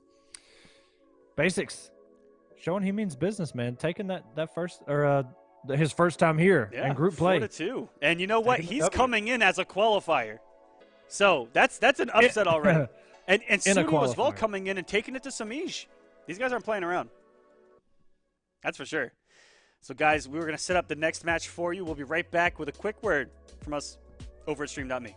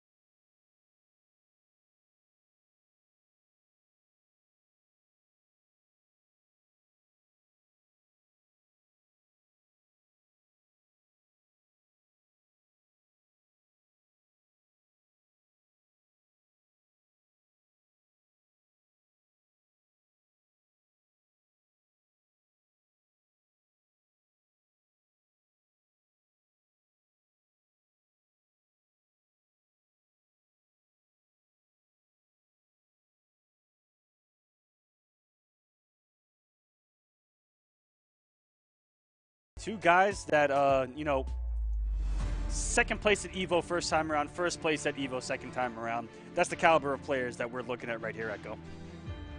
Yes, sir. And as we mentioned earlier, Rewind with the winning percentage, 77.22, 259 matches total, 200 wins and 59 losses. HoneyBee, 72.25 win percentage out of 173 matches, 125 wins and 48 losses. These two, you've already mentioned, you know, Rewind winning EVO this year. Last year, HoneyBee probably, how do you even put HoneyBee's run in top 8? I mean, he was the People's EVO champ after that run, I'll tell you that. Yeah, man. Like, that was probably the most hype I've ever been in gaming in general, and ever. That was the just loudest I've ever heard an Injustice crowd get. Was the overhead super against Theo. Oh my god. And then he just committed, and then of dude. course the upset over Sonic Fox. Just that crowd was so alive. And you know, that's what I like to see at Injustice tournaments. Because you guys can get pretty quiet and lame on us in the crowd. So get hyped for these players, get hyped for these matches. Well, let me just say too, you know, we're not known okay. for our pop-offs, so to speak. HoneyBee's pop-offs during that Evo run were, I think they go unmentioned way too much. I think The man knows how to pop off. I just watched, and this is like recent tech discovered. I just watched HoneyBee forward dash through an overhead. He forward dashed into a back two, and it whipped. Everyone take note. Welcome to the Flash. Ooh! Rewind, a little setup there. And all of a sudden, look, who knew Black Adam had legs? And this is the character we saw Rewind so dominant with at this year's Evolution. Don't get knocked down in that corner, because when he starts doing these jump 3 dive kick shenanigans, nice disrespect there by HoneyBee. I mean, it's good luck if you flip a coin.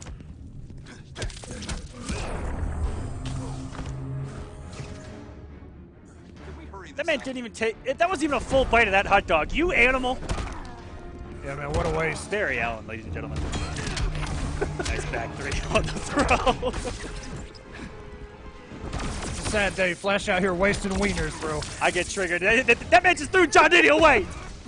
He's picked him up and threw him away. We're still even here.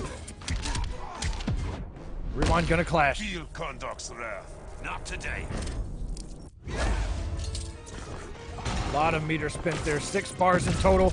Nobody has bar. Trait activated. We're getting the cancels. All full combos in the pickup outside of the trait HoneyBee. Now, he had 2 options right there. Leave him standing and try to chip out, or throw a mix, or go for an actual hard combo by Flash right there. And the conversion, the execution by HoneyBee, spot on. Able to take game number 1 here over Rewind. Gonna be working on the upset. Is this bad for HoneyBee? Like, at this point, Aquaman, we're at a point now where you almost don't want to win the first game. Yeah. Is this gonna prove bad for HoneyBee or not? 3 for 3. We don't know. Where the person that has won game 1 is lost. Can HoneyBee stop the prophecy, it feels like, tonight?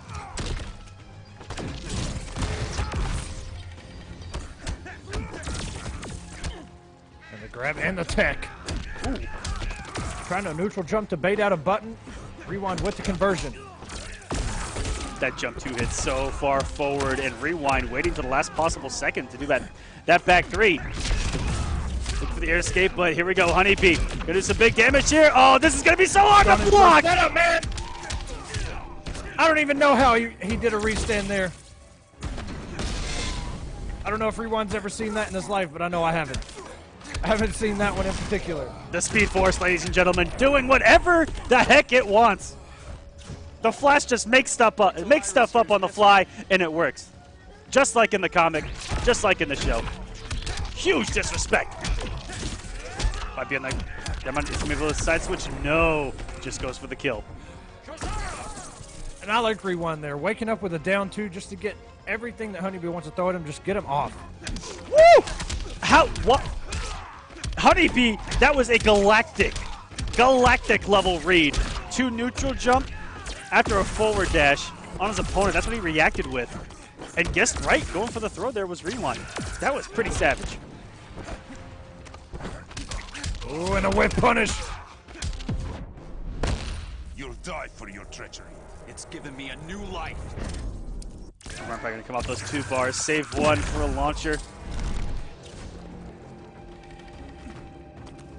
And he has been trying his best to play this footsie-style, spacing-oriented game with HoneyBee. Nice catch by Rewind.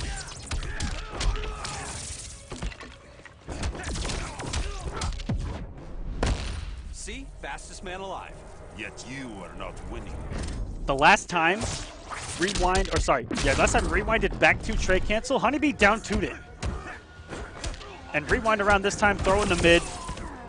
Getting what could have been that guaranteed pressure. Guessing wrong on the mix right there. And a huge risk again by HoneyBee. Big whip. And he hit him out of the trait. And the mid on forward 1-2. Catching HoneyBee doing the down 1-2. Just everything going right for Rewind right there out of seemingly nowhere.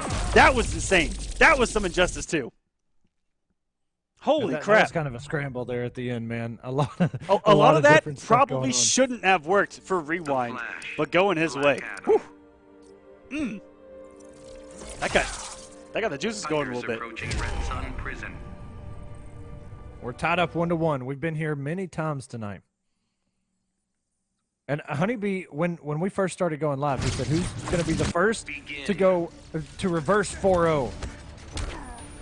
Could it happen in this matchup? Down 2. Get the interactable out of here. Rewind getting himself out of the mix-up.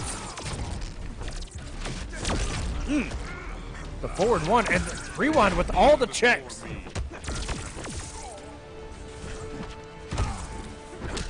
Whoa! This guy What just an back overhead. 2, like walked back and then back 2 again. Just out of range of that sweep. That's a stagger I've yet to see from a Black Adam player. Gorgeous there by Rewind. Something unconventional can really catch your opponent off guard. That's going to be enough for the kill. 15.9 could activate the trait, but he's like, you know what? I don't even need it right now. And that jump back by Black Adam on the wake up. Going to cover almost everything. Beat it up with the 3 hits, but the robot's still going to come in. If he'd have meter burn canceled right there, I might have cried. Whoa. Okay, Rewind's playing on another level now. Oh no, spacing wasn't there. The hitbox, the flash wasn't there to cross up. I think that's the setup that he went for. Oh my god. That forward 3 held so long. Hurry this up. And Rewind saying, get that trade out of here, sir. Back and forth. Getting the spacing right. No punish. HoneyBee trying to get aggressive in the negativity of the blocked lightning hands right there. But excellent disrespect by Rewind. And you know that's an input that there's no downside to doing down 1 lightning hands, aside from getting the gap blown up. But in that situation, you know, it's either catch forward momentum or whiff it down 1. So smart by Rewind to cover the options there. And he's up 2-1 now. And the curse is in effect. Echo. Winning game number 1 hasn't looked great. You might want to just come into this and just stand there and lose. Just put the pad down on game 1. Wow. Fighters approaching contact. But HoneyBee putting on the Godskin. Flash Godlord finally showing up. He was actually Black Adam themed right there in the first few matches with the black and gold, which I've actually never seen. Looked really pretty. I know matches after this, guys. We got SylverRye versus Hero Killer coming up next. Tweedy versus Combat, and Gurr versus Nyx to close us out. Just a taste. Nice trade. Anything off of it? Rewind comes. You know what? The man's from Kondak. He's using the stage pretty well.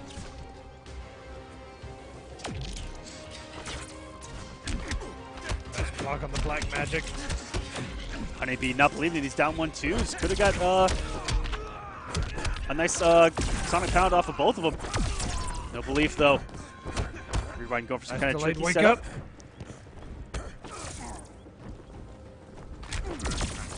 Rewind dash up, down 1 into lightning hands. And what a punish. You rarely see it go punished. But this is legend. HoneyBee tried to disrespect, I think, a back 2 trade cancel again. And Rewind just throwing something completely different this time around. And I'm witnessing Rewind play a mind game with HoneyBee with ending everything with the lightning hands, because Flash can't check Black Adam, I think, without running into that down 1. So I'm really looking at how HoneyBee's handling the post lightning hands on block scenario that's happening all the time. Yeah, and every character has, their different options against that, and it can be tough sometimes. It creates that space that the Black Adam sometimes wants you to be at. Ooh. Dash up, down 2. What a reaction by HoneyBee.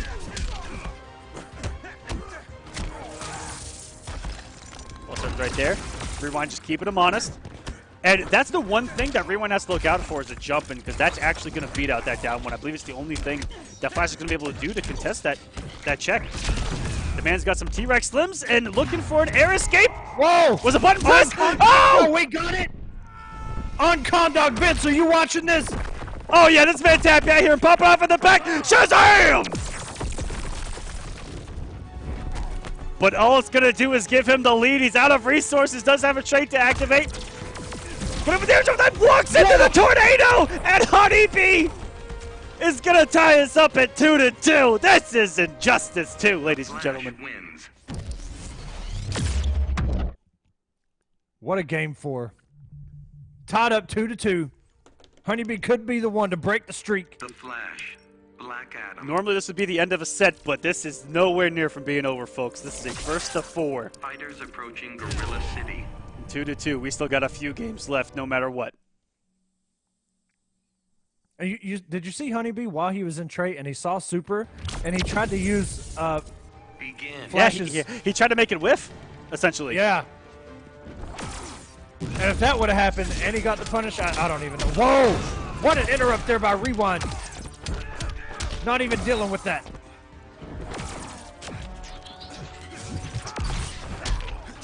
No whiff punish to down 2.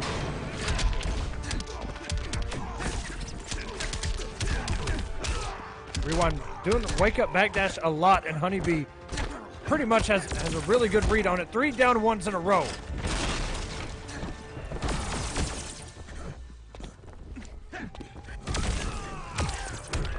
Nice confirmed there by Rewind, getting max damage. Oh! With that spoot, and there's the flick of the wrist from Black Adam putting up that trait. And Rewind is gonna chip away at the second bar of health. He's got so much of his own on this first one to work with. And HoneyBee not gonna get the damage here. Weird drop right there. Going to reset the neutral here against Rewind. He needs to get him off that 183, otherwise anything he takes is going to be 3 damage. Going to it. What a disrespect, HoneyBee. Multiple down 2s. Hey, man, I will say Rewind threw out 3 down 1s in a row in the corner. Do you remember? We're swinging.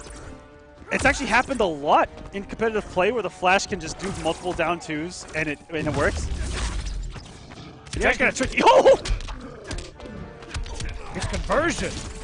He got that little jab out in trait on the anti-air. Good pickup by HoneyBee, who's a master at conversions with this character. You are not winning.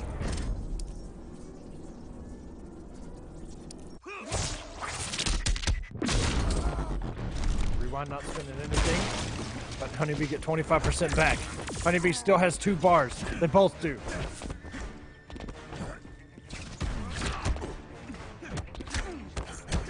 Nice down 1 check by Rewind. Good blocks by HoneyBee. Oh, Rewind just walking back and says, you know what? Go ahead and whiff on me. Woo! You think he was maybe trying to get HoneyBee to, I don't even know. Rewind just going in right now. Trade's activated. There's 1 more left. There's 1 more left. It'll kill him. Oh, and he actually forced the block when it was on the back end of Rewind.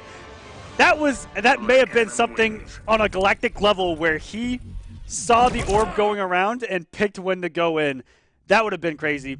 But it's Rewind who's now going to be on match point, up 3-2 on HoneyBee. The Flash. Dang, these are some good matches. Yeah, they are. Now, will we get our first game 7? It's up to HoneyBee. Otherwise, Rewind is going to take this set. Just needs 1 more win. Cave. And HoneyBee going to stick with the. Look at those. Look at that Flash headgear. You see those wings?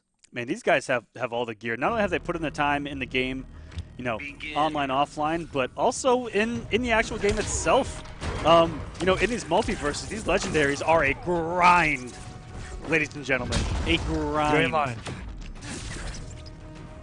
I want Donatello's staff. His legendary staff is really sick.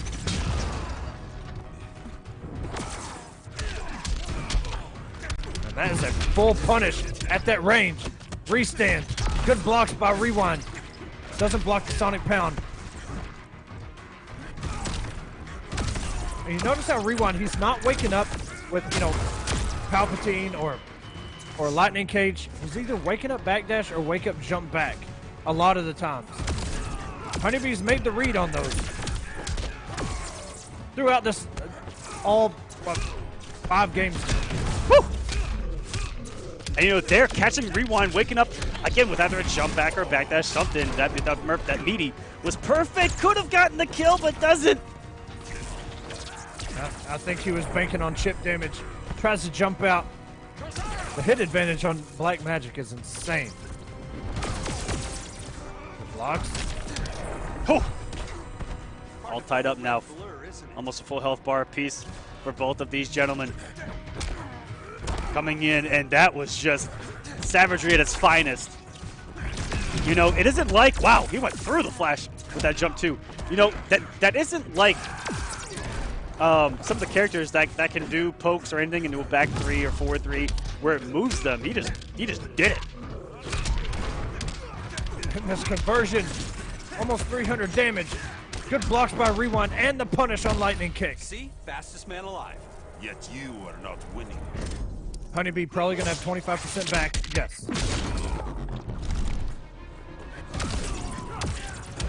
Rewind with the hit confirm on that meter burn dive kick. Health is pretty even. Not anymore. Not after that block pressure. Rewind trying to... Or HoneyBee trying to down 2, and Rewind had the answer with a down 1. Things falling apart for HoneyBee. He won the first game. I thought you were going to break it, sir. You're getting chipped out, please. Nick. Oh, no. He got the hit. Wait a minute. Wait a minute. He's got trait. He's got almost 2 bars. You'll die for your treachery. It's given me. Now it's going to come down to 1 hit. If HoneyBee hits him 1... oh, no! And he knew it. He knew it. Tried to use flashes. Wins. I forget what you call that. What do we call that? The shake? Yeah. I forget what it's technically called, but anyway. Every time I say it, actually, so if you guys don't know this, the camera's not on us when we're casting in the middle of a match. Every time I say shake from Flash, I actually do this. Every single time. 100% of the time I do it. I can't stop. I don't know what's wrong with me. But there's a lot of moves that while I'm casting, I'll have to act out. And I don't know. That's just so weird. That's just some free information for you guys. Too much information from us here at War of the Gods. Great win by Rewind. Again, all these guys have won having to come from behind. Losing the first game, each and every single one of them. And coming up next, we're going to have SylverRye versus Hero Killer Stain. HKS. Hero Killer Stain. Yeah, it looks like I'm using the shake weights, but be quiet, Gur, in that chat. Gur just waiting on his match last one night. What's up, Superman? How's it going, buddy? No. Get out of here. Get out of here. I tried to push him back down. We got coming up next SylverRye, Hero Killer Stain. But before we get into that match, guys, we'll be right back with a quick break here on War of the Gods Legends.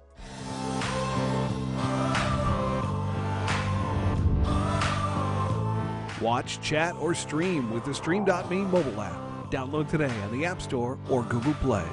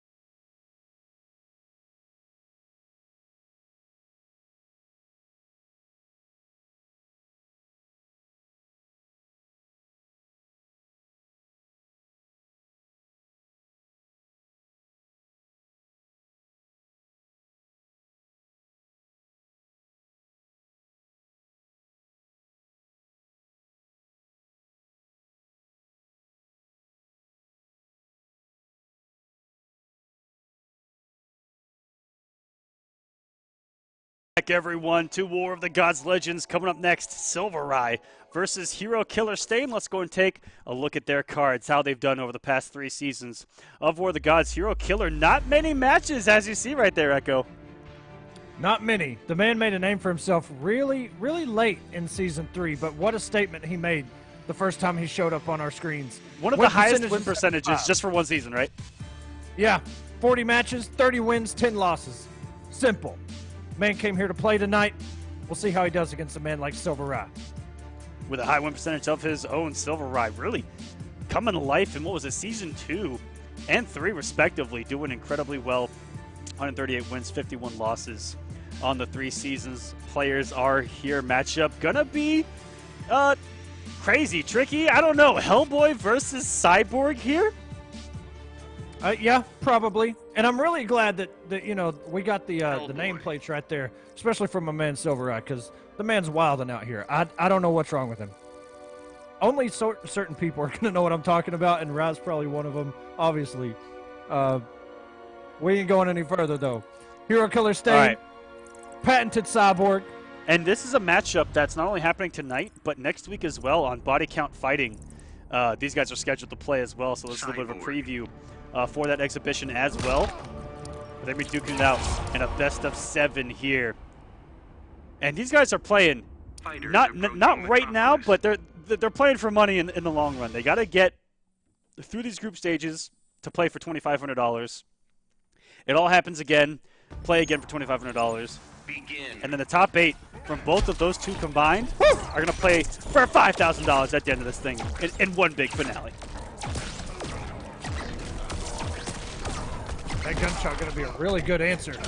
So quick, recovers so fast.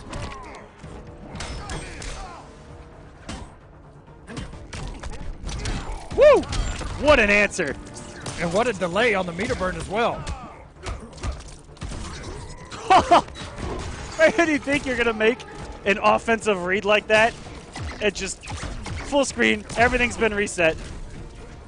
And the straight shot of Hellboy is going to come in so handy against Cyborg because the hitbox is incredibly high and it's going to shut down instant airs.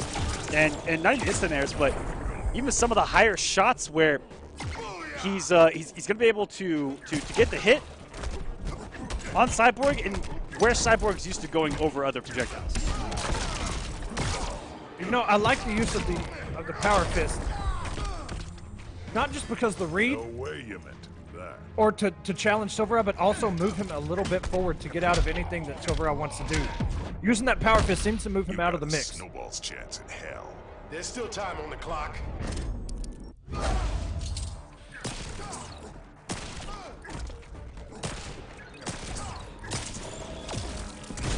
Woo!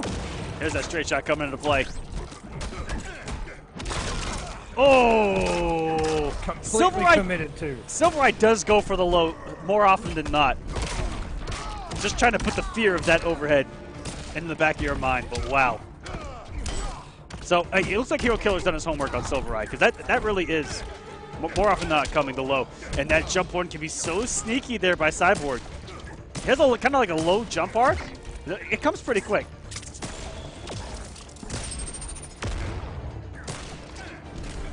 Hero's got to make the comeback.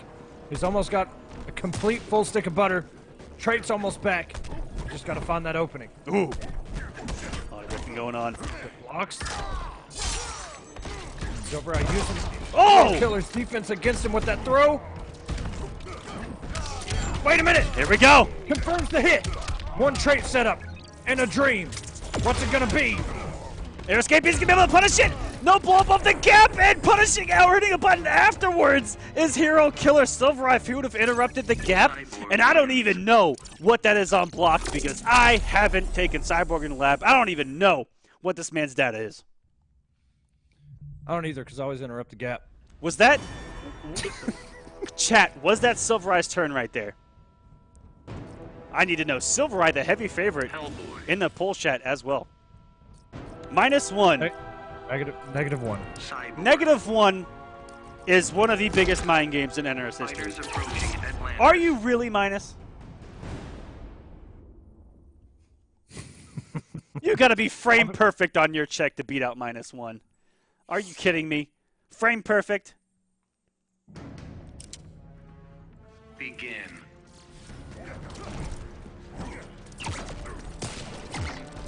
Buddy has first hit. There it is, goes to SylverRye, and a lot of chip damage on the way. Gunshots just keeping Hero Killer in check. I also want to give you guys an update. Hayatei, unable to play tonight, is going to fall to 0-1, unable to make up the match even next week, but he will be trying to play his second week match next Sunday. But going to be falling early, but you know what? All you have to make is top 3. So you are not out of it having a loss like that on your record. Just want to give you guys there by SylverRye. Just want to give you guys an update. Armor's up. Not going to take the full damage of any sort of punish there.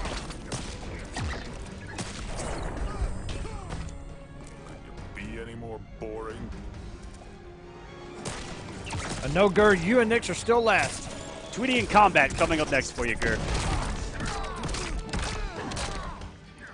And guys, give a second as well. The scoreboard will update. Coming in from downtown is SylverRye, and he has not let off of the gas pedal here in Game 2, has he? No, he has not. Oh! Hero Killer get any sort of offense, but that command grab has been putting in work for him so far. Did we just see a tick throw from Cyborg? Wait a second. Cyborg's a grappler, 2018? Dirty. Respected these plus frames. Oh!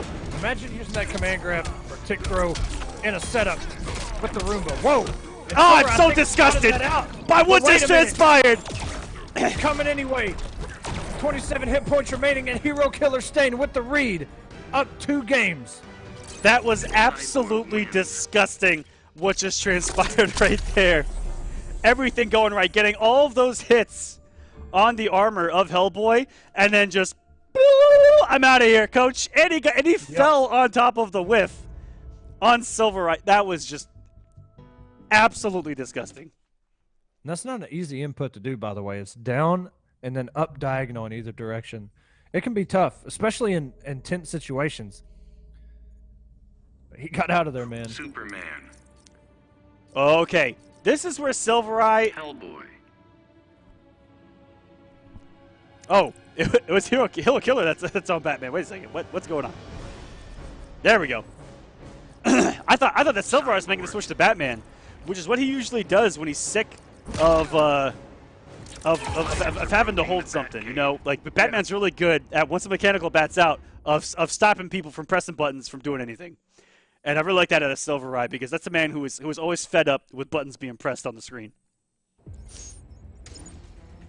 Begin. Tries to open up with the forward 2 with SylverRye, but Hero Killer, with whatever input that was, that's the first hit.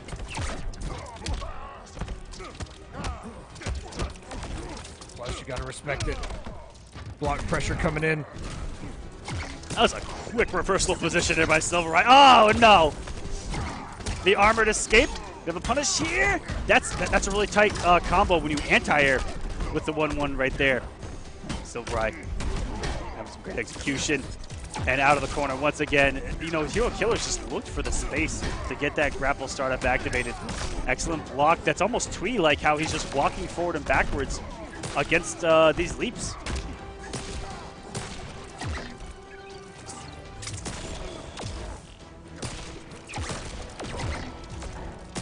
Hero Killer answering back with projectiles of his own.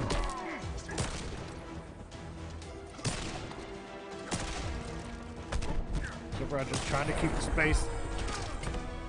What the hell was that? SylverRye not really going for too much mix here, just trying to keep the space. Those gunshots adding up. Just walking up slowly. It just walked forward. Walking tall. This man was the Rock in a movie right here. Trade is activated. Gonna look to get in, and just underneath that interactable there was Hero Killer. Nice reaction by SylverRye. There's an answer. Break anything important. Do your worst. He does not have armor on the way down, so that was just perfect. Whoa! Nice down one. That was such a good answer. The blocks, the throw. And just dashes up into buttons. With Hero Killer staying the whip punish. SylverRye trying to capitalize. That was such a quick leap and stop on the forward approach, and these are where throws are so almost but guaranteed. You could just eat any button on hit and just reversal throw so quick. Hellboy wins. Very good game there by SylverRye. Gonna get a game on the board. You know, right now, SylverRye might have the technical lead the way the night has gone with Hero Killer winning game number 1. We'll see if he can mount this comeback. But Hero Killer with the first one tonight to get the first game, and then the one following. Cyborg. Yeah, first one to be up 2-0. I like what SylverRye did there at the end of that game. Just a lot of stray hits, not committing to a full combo, because Hero Killer did still have a clash, and he had a lot of meter too. He wanted that win, and like you said, once you get in that health deficit like that, throws, you know, you can't clash them. You got to tech them. Begin. Here we go. Back on Kondak. SylverRye drawing first blood. And he's definitely needed it. Oh! Cyborg's down 2, which has been a hot topic of discussion of late. Really good. A lot of people taking it in the lab, doing tests with that down 2 against some of the best jump-ins in the game, and doing incredibly well. Oh, median, this man disrespected some wake-ups. What a delayed wake-up from Hero Killer. So clutch. And look at that damage. Jesus. No tackle, baby. Less tomorrow. 600 damage. Gets that booyah at the end. Ah! And didn't have to come off the bar to close out the health right there. Have expected him to have the meter burn. That's super punch he's got. Jeez. These boys are swinging. And it isn't even disrespectful swings. It's just knowing the matchups, knowing when it is. I mean, right there, SylverRye taking it on hit and having the down 2 answer for it. This pressure, the staggers by SylverRye. Not even committing to the mix-ups. Just staggering them and then trying to jump back in. You got a snowball's chance in hell. There's still time on the clock. SylverRye with the early wager there says, I don't want to deal with any kind of BS robot setup. So smart. Oh my goodness! Man, I thought he was about to convert off of that. That man tickles the clouds with that fist. It's SylverRye with a fist of his own coming back down to earth. Gonna take game number 4 here. Tied up 2-2. Tied it up really quick too. Woo! These are some good games right now. Both of these characters with some pretty powerful fists of their own. Yeah. Both of them swinging with them. As you mentioned, you know, it's not disrespectful swings. It's I mean, methodical. And you know, methodical. You know, Hero Killer making the read on the leap and with his down 2 on his wake up of all things. And SylverRye with a couple of swings on down 2s just in situations where he ate something on hit and it becomes his turn. It takes away hit stun. So gorgeous to watch. Begin. SylverRye got the first hit just because his projectile was faster. That's a mean gun there. And in between, so smart. Talks about being methodical. This is method SylverRye we're talking about. This man was born and bred methodical. Not making a good first impression. You see a lot of staggers by SylverRye here in the corner, and then he'll leap back in, stagger again. Opens up a lot of throws and a lot of mix-ups. Just watch him. Unless he wakes up here, of course. Oh! Faked the ground pound, and he is just playing every mind game with Hero Killer. This is falling apart. You better call an audible. I am so over this crap. And the chat's talking about it. The curse echo. The curse of winning game number 1. It very well may last all night. Please try. Oh, the feels. That's a background bounce. Oh! Techno tackle, 300 damage. That's 300 SylverRye. damage, Echo. Can we talk about that for a second? I know, man. 3 hits, 2 or 3 hits. And SylverRye gonna go up 3-2 here, one away from keeping the curse alive. We are getting closer and closer to Halloween here. Curses are very much real. It's getting scary out here. There's gargoyles on the screen, demons! They're all present right now. That was too perfect. That was still too perfect. Demons! Demons! Cyborg. Hellboy. We need Here to we go. exercise the demons. We either get our first game 7 or the curse remains alive. Fighters approaching Arkham Asylum. That's where we're at. Demons! Demons! Hero killer. Needs to channel his inner demon right here. He's got He me, was man. Swing. He was almost a little too passive last game. SylverRye just swung on him. What? Looking to get aggressive. They're getting burned, and once again, okay, do not take my advice right now. Lad, right to your face. Oh, maybe expect him to leap over. I'm not sure. Good block by Hero Killer, and the Power Fist coming in. You know what SylverRye is kind of doing? Giving Cyborg a taste of his own medicine. You wanted to contain me? I'm out of here. Leap. Grapple, all that good stuff. Hero Killer trying to go for an instant air. And SylverRye just sniped him out with that revolver. Ooh, and you know, that trait, I talked about throws in that trait are hard to deal with. You know, even if you make a good read, he's going to eat something on hit anyway, and it's back to his turn. Almost no downside to just chucking out some throws. Staring at someone with some liquid hot magma covering your body, you know what I mean? Ooh. The 4-dash getting punished. Hero Killer was about to get a robot set up, but instead, the air escape by SylverRye still has to eat all this chip. Jeez. Offensive cyborg play here out of Hero Killer. These guys are so mobile. Yeah, I was about to say that. Both characters are so mobile, and the instant air ground pound. Ooh. And Hero Killer just wants a turn.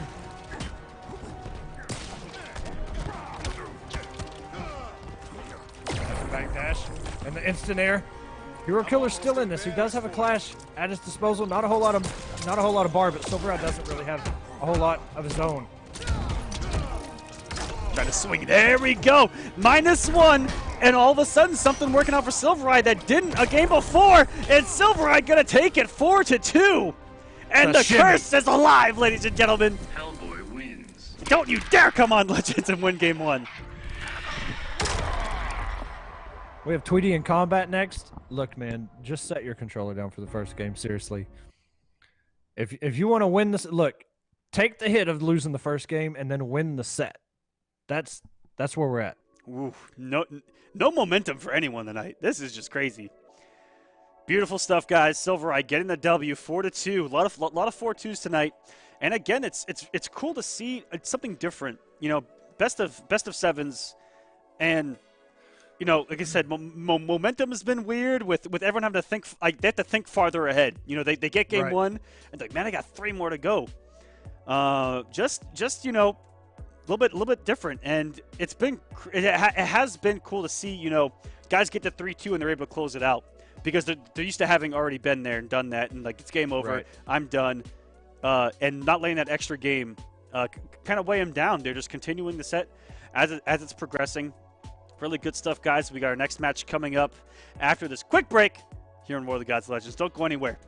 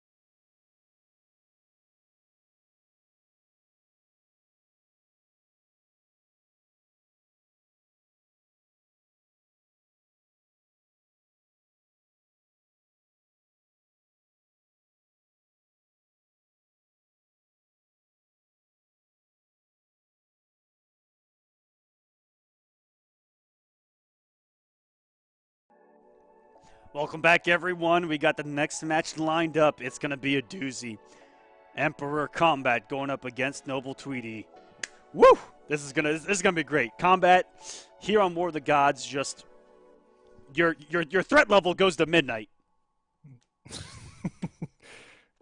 Look, if y'all didn't get that one, I swear to God. That was pretty good, Aquaman. Unintentional. I said threat, and like that was so on the fly. It was fantastic. Anyways, it's gonna be a great match. Let's go and take a look at the player cards. Well, here you see Tweedy win percent 72.31 out of 242 matches, 175 wins and only 67 losses. The man's made a name for himself, winning Combo Breaker this year, and obviously going to IPS Finals, and is a War of the Gods legend. We get to watch him for. I haven't seen Tweedy play in quite some time, Aquaman. Yeah, he's been kind of quiet of late. Look at that win record. Oh my goodness! In Combat joined us, season 2 and season 3. He wasn't really with us in season number 1. Came in absolutely strong. All these guys over 70% win percentage. That's top in War of the Gods. These guys so good at making these top 8s. Tweedy, just like every other member of Noble, it seems. Their matches are in the 200s, having played so much, making the consistent top 8s for all 3 seasons. That's why you see them having played so many matches. And you know what? They've played the most matches, they've won the most matches, and they've won the most offline IPS. That's why they've dominated, ladies and gentlemen. War of the Gods, we're breeding champions. I'm going to keep saying it. And here we go. Tweedy versus Combat. Who is going to win game 1 and lose? The curse. Opening this setup with a first hit coming from a throw.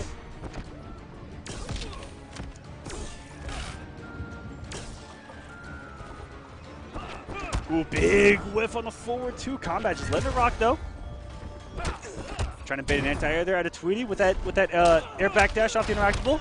And this has been, we haven't seen this matchup in a while, but the last time we did see this, Tweedy goes Superman against this man's Firestorm, and it's always gone relatively well for Tweedy. Well, this is not how we're used to seeing Combat start a game. It's usually high octane, pedal to the metal. But Tweedy already enforcing, saying, look, you're not going to just swing and do Firestorm things. There haven't been many hits in the past 15 seconds. So much defense out of both. And a big whiff by Combat, doing an instant jump 3, which he sometimes likes to do into the Trailblazer. Up there in the air, especially with his back to the corner to try to air escape with it.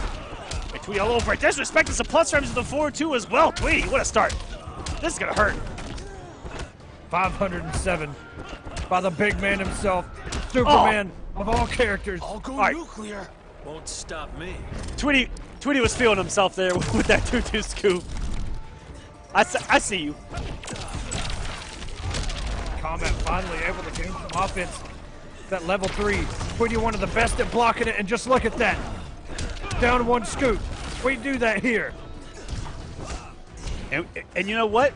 The last time we saw these two guys play, this is exactly how it went. Tweedy with actual blocks on the Vortex, and just looks so comfortable blocking, taking his turn, and he's so oppressive with a character without mix-ups. He just puts pressure on you with these 4-2-3s, 4-2 mix-ups, trait cancels, everything. He just plays so solid. That's how I describe Tweedy, really with any character, but Superman, you just see such solid play out of it. No mix-ups. It's very similar to Starfire. Starfire not mix-up heavy as well. It's just conventional gameplay that's winning him these matches. And Dr. Fate. Get outplayed, as I don't know if he likes to say, but that's what I'm witnessing. This man's outplaying people. Well, that's what Superman brings to the table, man. That's how Tweedy started this entire game in Justice 2. Basic fundamentals, learning the game, and forward 2-3. Whoa! And I say that because Tweedy didn't really use the dive bombs at the start of the game like a lot of people were, wanting to see out of Superman. He eventually did. All right, now reset that combo. Echo, we also can't doubt the curse. Game 1 never happened for Combat.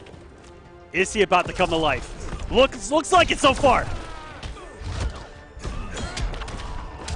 Tweedy absolutely swinging on those plus frames from the forward 3. Got himself out of the corner. I think Tweedy just knows the matchup so well. That blocking, that forward 3, has huge, I don't know, push back to it. And there was space to get that back there without eating multiple hitting string. And that's going to be the first health bar. And then with that scoop. What a beautiful animation on that bad boy.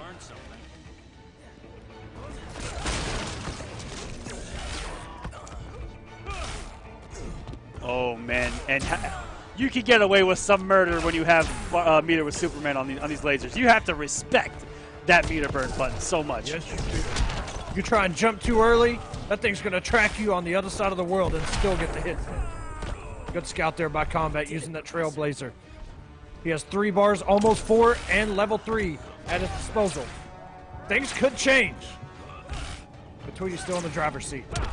Ooh, got the anti-air. Background bounce. We got him, Professor. I thought you understood sarcasm. Jeez, that was such a good anti-air by Tweedy. The reactions. It really was. It's coming from a man who put 9,000 hours in the game, Echo. Nice and he up. picked it up. He didn't go to level 3, though. Tweedy does still have a clash. What a wake-up into forward 2-3 in the right direction. And he is not afraid to check him. After that EX Starfish puts himself in the corner with that forward 2-3. Superman mind game initiated with the 4-2-3 breath. I like the air dash back, and Tweedy. This is for your own good. Think the radiation's getting to you. Tweedy bit the bait 3 lasers in a row, and Combat had the answer the 3rd time around. Uh-oh. With that back 2, got him with the jump 3. Oh no! And the curse is alive! 1-1. Like game 1 never happened. Combat on the board. This man's cooking. It's a scary night here on Legends, man. I'm frightened. I'm petrified. I'm not even playing. Superman. Firestorm. At first, I was afraid. And then I was petrified. Fighters approaching the Batcave.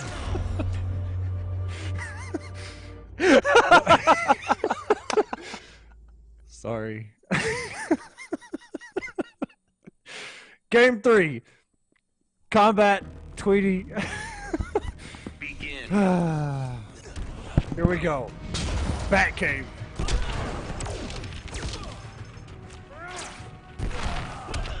Oh, that's a straight punish. Not going to use the interactable. Woo! Right zap in the corner. He could have a 4-2 may have clipped and converted right there.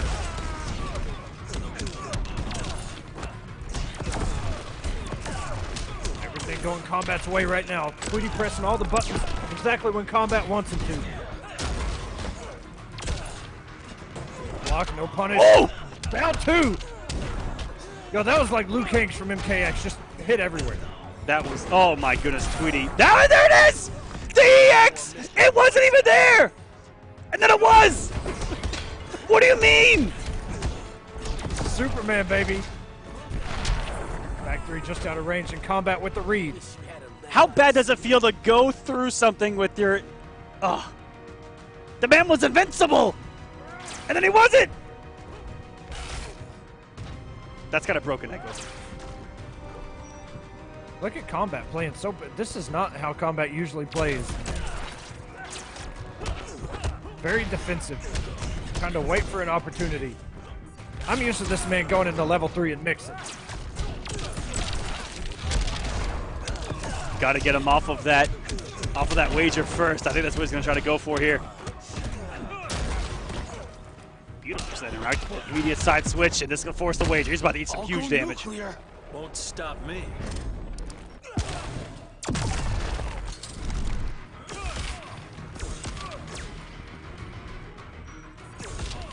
Cool. Combat, I mean, this is some of the only projectiles he's thrown the whole match. Thrown about 6 of them back to back.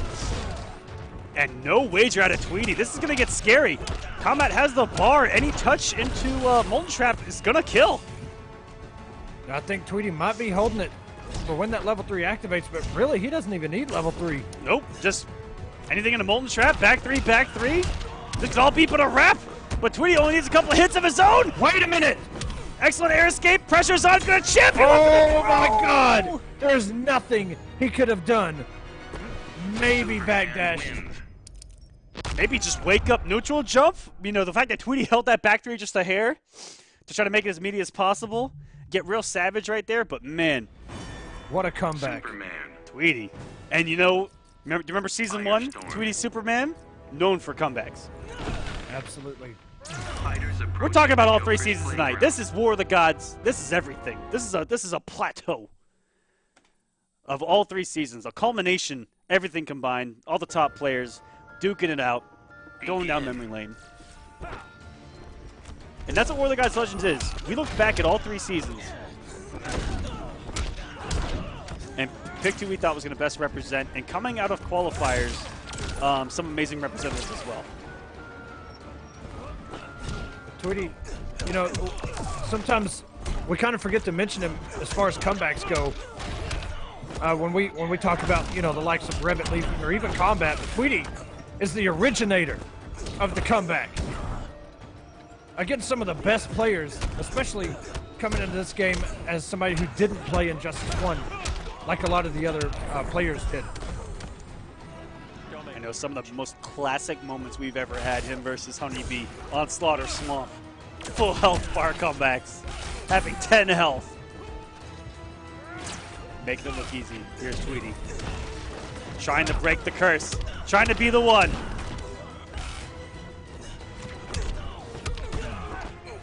And if there's anything that the 80s taught us, there can be only one Echo. Well, he's looking good now, Aquaman. Still got his first health bar, almost half of it. No whip punish.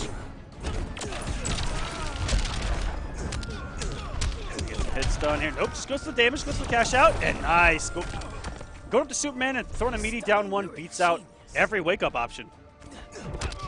Really. Shimmied. And if he would have meter burned that. Combat just holding back. You gotta be careful holding back. Superman does have that low option. It'll sneak up on you. You kind of forget he has that low laser and that string. Uses it ever. Oh man, he's gonna be forced to air escape. No, Tweety gonna put it all on the line here. And the instant trailblazer, okay. 2-2. It's Combat with the comeback this time around. Firestorm wins. We've been here so many times tonight. 2-2. And you know, I think it's confirmed every single match tonight has been 4-2. Firestorm. Yeah, I saw Biohazard mention it in the chat. Yeah. Every single one. Fighters approaching Brainiac's ship. Can you guys do any better? Are we gonna get a game 7? Are we gonna get a blowout? Hasn't happened yet. Not even close. We haven't even had any close blowouts. Begin. Everything's been so close.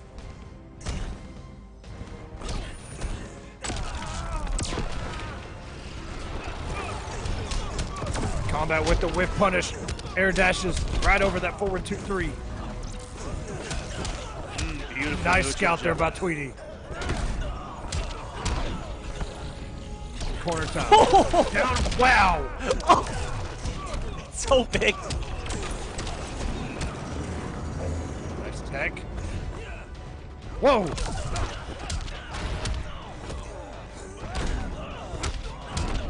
And Deja Vu, same corner, same setup, and some savagery from Combat. See? I'm the nuclear man. Now up in the set, 2-2, up a health bar. Can he put some pressure on Tweety right now? And I'm alive right in your face. No! He's not going to put some pressure on the second bar of Tweety. We're going to even things up. Justice.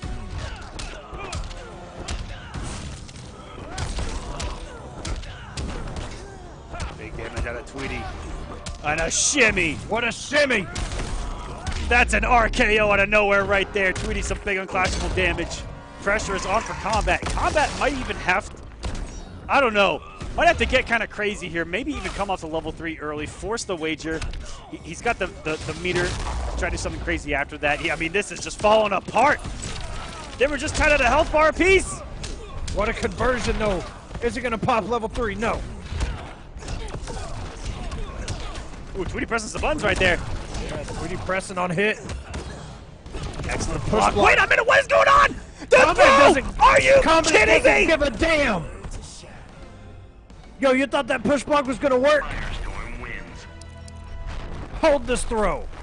Unclashable damage. Combat up 3-2 right now. Is this curse actually going to happen? Firestorm. Starfire. What do you think about this switch? Fighters approaching Metropolis. Not the matchup, but this late making a switch.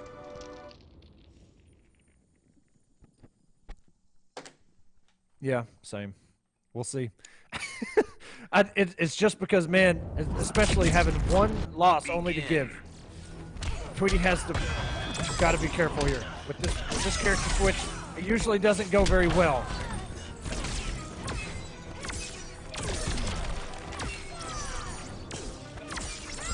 I'm at a loss for words after that. Was Nice just quick punish.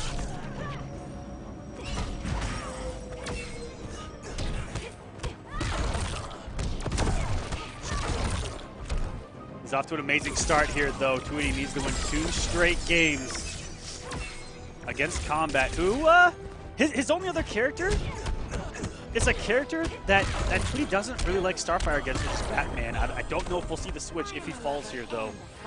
This Combat, already warmed up here with Firestorm. Just needs a couple of hits. Just needs to get to that mix, and here we go. What an interrupt. Burning level 3 early. And just like that, all tied up here. Combat a health bar away from the upset. Clear-powered badass. I guess would be upset. I don't even know at this point. Combat's been such a threat on More of the Gods, especially in Season 3. Tweedy's got to be careful. Oh, what a clean jumping. Tweedy trying to press buttons. Ooh, Combat going. Tweedy's Going for the finisher with that meter burn. Cancel, clean jumping, forcing the wager. Let us end this. Why? Can't take the heat? It's going to take one touch from Combat, and Tweedy is over with. And Combat slowly building at level 3. Does have a bar for the extension of a Molten Trap as well. This is not looking good, but if anyone can mount a comeback like this, it's going to be Tweedy here. That was such an incredible air-to-air, and that one too. Not going to get the full damage off of that. Down Catch one. the backdash. We might be going to a game number 7. Is the curse broken? Oh no! Level 3's. He got hit by it. 13 hit points remaining, and the trait is going to save the day. Game 7, first of the night. But I'm the curse done. may still be in effect. We don't know yet. It I'm depends. absolutely done. So it looked like Combat, when Tweedy did that first backdash in the air coming to the ground, he put out an input. I think he meant the meter burn blast right there. And I'm pretty sure that he got an input error. I'm making a guess right there. But so unfortunate. Combat was in control. And Tweedy, I said if anyone can mount a comeback like that, in a situation like that, it's going to be Tweedy here on More of the Gods. That was just ridiculous. And here we go. Our first game 7 of the night. Let's see who's going to take this. Tweedy opens this thing up with a forward 2. Combat pressing buttons on Wake Up. And what a start for Tweedy here.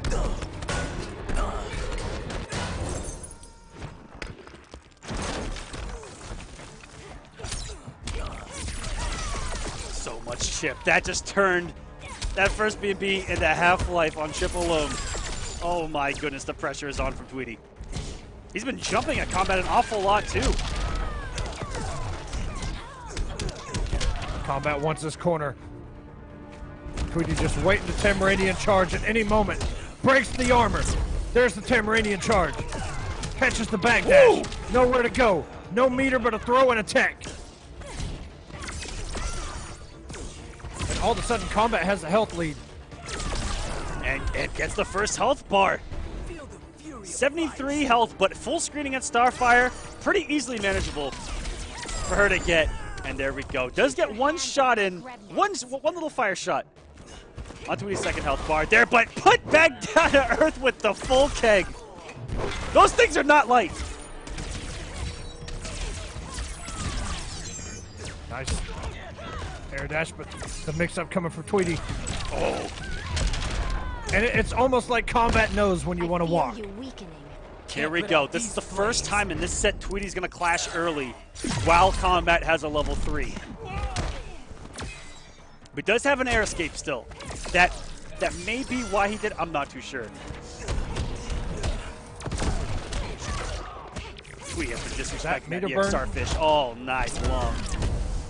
That meter burn Starfish is not plus anymore. -1. There's the air escape. Now if Combat lands the hit, it could be curtains for Tweedy. Needs to clutch out another game. Here comes the jump. I'll go nuclear. Still not hot enough for you? He thought Tweedy wasn't going to swing after hair flip. Come on now. Coming up all his meters. Combat. He hit the back too. Wait a minute. Tweedy has no clash. Mix-ups for days. Level 3. Oh no. Didn't leave him standing. It's not going to be a mix-up. I think he should have thrown right there. Thrown would have been the answer. That would have been the dub. And he got him. Combat. The curse continues. Not even Tweedy can stop the curse. Combat takes it 4-3. First game 7, but no curse broken. It's all up to Gurr and Nyx. It's all up to them. What have we done? What have we done here? I'm telling you, Echo, it's Halloween. It's in the air, man. Yeah, it's in the air a couple tonight. days away. Look, I'm telling There's you. only one more match. You look. You have to look. I'm serious. Put the controller down and just lose the first game. This really is a meme. All right. Like it's impossible to take the set. Just take one loss and take the whole set. All right, guys. That's the thing. The chat's up, or the poll in the chat is up. Echo, we'll get back into the curse coverage after this quick break. We need a breather. Oh my goodness.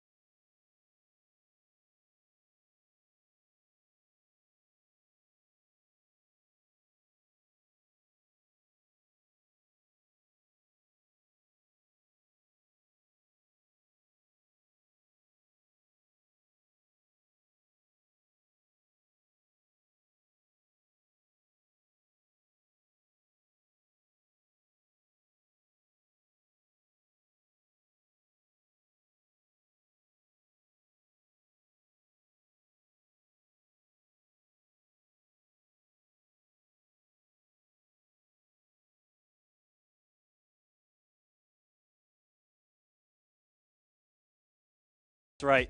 All right, let's go and take a look at the player cards. Gur going up against Nyx. Gur with a win percentage, 71.13, probably all Adam out of 97 matches, 69 wins and 28 losses. That's not a lot of losses at all. Looking over at Nyx, win percentage of 71.27 out of 181 matches, 129 wins. Is that actually maybe just over double of Gur's wins and only 52 losses from Nyx? It's just similar win percentage, just Nyx has played twice the matches. So look how happy Gur looks, by the way. Gur always looks that happy. There is no unhappy Gur. It doesn't happen unless you lose to Sonic in a top 8 in a dead shot mirror last hit. That was the last time that I saw sad Gur. But man, oh man, that's how he looks when he hits you with Adam trait every time. He's super happy. Like, yeah, outplayed. Gur's in the middle of murdering me. Thank God he actually picked Bane, so it's going to take 1 second. And then we're going to have the final match of the night. Gur going up against Emperor Nyx. And this is a matchup that Nyx thoroughly enjoys with Darkseid. That's what I've been seeing in the chat, yeah. And I believe we've seen it on War of the Gods before. And, you know, going in, people were telling us, like, man, this is a rough... Oh, yeah, Nyx, you need to un-AFK, buddy. Gur has to kill me again. Sorry, guys. Why did he go AFK in the first place? What the... Yeah, last matchup of the night. Remember, guys, next week and all the weeks following, these matchups will be switched up. So everybody you see tonight going against each other, it'll be somebody else within their group that they're going to go against. And that'll happen over the next 6 weeks. Yep, and throughout the week, we'll be posting the schedule as well for that week's lineup. And we may even just post out the entire season schedule, you know, all these 6 weeks. All the matches already lined up. That's what's beautiful is that these players are going to know who they're going to play in advance, and they're going to have time to prep. They're going to have time to get ready. Man, oh man.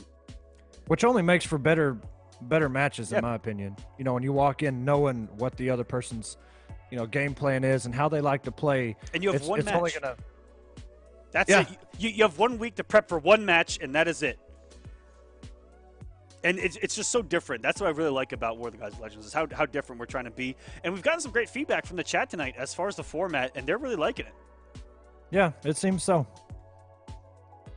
Now, don't forget, after this 6 weeks is over and that split final is over, everything is going to reset. Everybody will have a chance to be like a Sunnio and a Basics in this War of the Gods Legends. Like a Hero Killer Stain. Like a HKS. And a Combat. Fighters and a Combat. You know, I kind of forgot. Combat's been like, you know, up here with some of these guys. I kind of forget that he was one of those. Combat and Basics both coming out of qualifiers and getting wins already here in Legends. Begin. Here we go in the back cave. Omega Beam's coming early.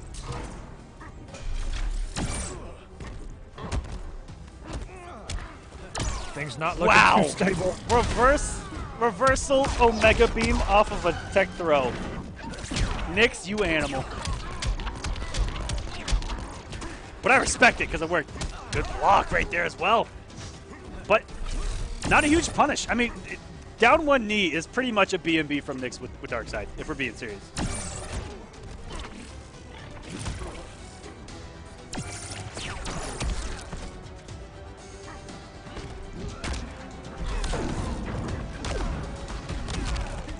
Jesus, the unblockables. And the scout by Gur. Background bounce? Yes, gonna get the damage. You're really helping my research.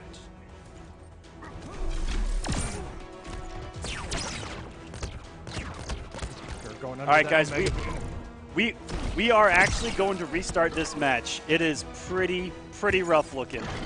It is. So we're gonna go ahead and back out, and we're gonna let the players know we are gonna reset this. This is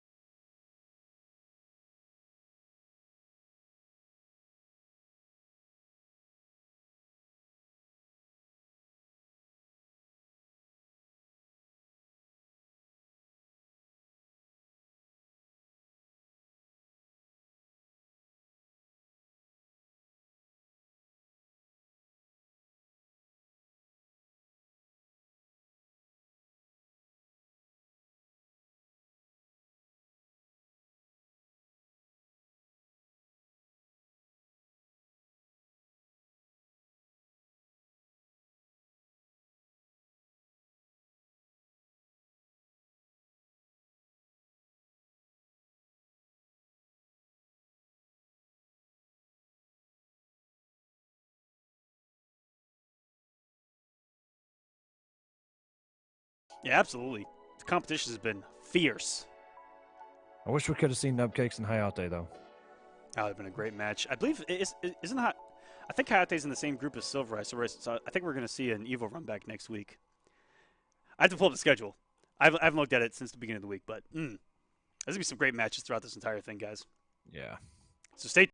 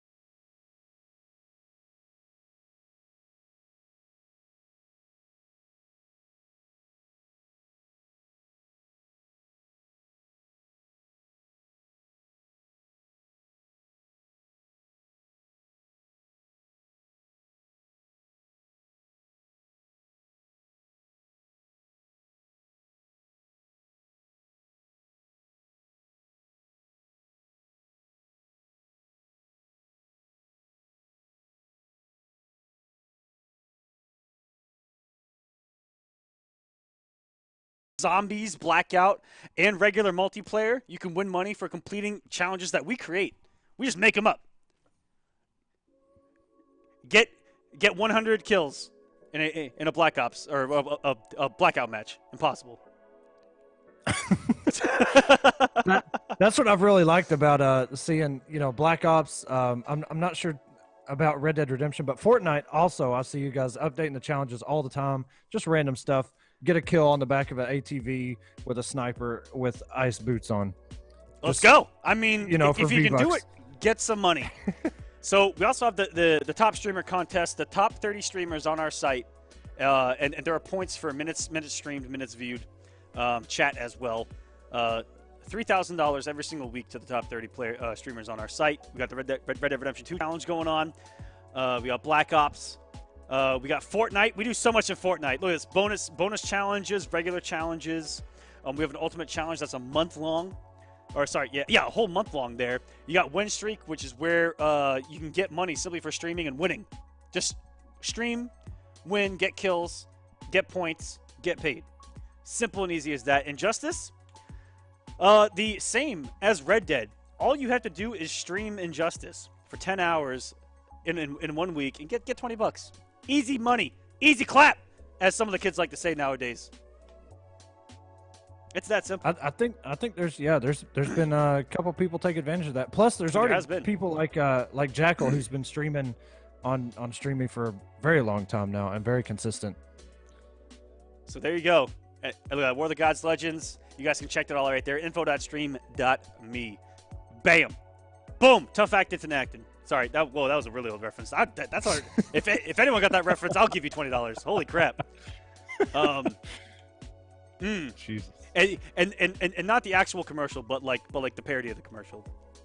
very, very hard to deal with. Let me see what's going on here with Yeah, I this was gonna match. say, did this man reset like the entire server? What's going on?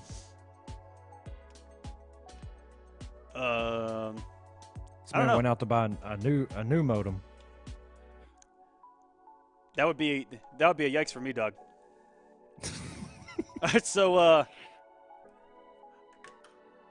right, he's gonna try and reset it. So, guys, bear with us. Again, we're just gonna chill, talk about some injustice to the IPS finals coming up. Let me actually find that bracket real quick. Because off the top of my head, I actually don't know the lineup off the top of my head. I know my boy over here tweeted out not too long ago. There it is. So from top to bottom, if you want to pull it over, I actually got it pulled up. This is the IPS finals bracket. That's going to be happening. That'd be September 13th, Tuesday. It's going to be Tweedy versus Basics right out of the gate from Last Chance Qualifier. HoneyBee versus Gurr. Rewind versus Happy Pal. Semiij versus Scar. Fox versus Hey George. That's an E-League run back. Wow. Yeah. Gross versus Irish Mantis. Biohazard Tekken Master. And Hayatei SylverRye. So that's what I was thinking about. November 13th. I said September, which was a month ago. I got Earth, Wind, and Fire stuck in my head. My bad. Hayatei versus SylverRye. This is where I saw that matchup where I was like, this is actually a run back from Evo. It's happening at the IPS finale. That was a 7th place match where I lost $5 of my dollars betting on SylverRye. Shoutouts. I can't wait to see. I can't wait to see Hey George play, man.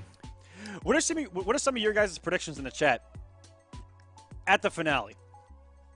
Who do you guys like to see make it through those brackets? A couple upsets?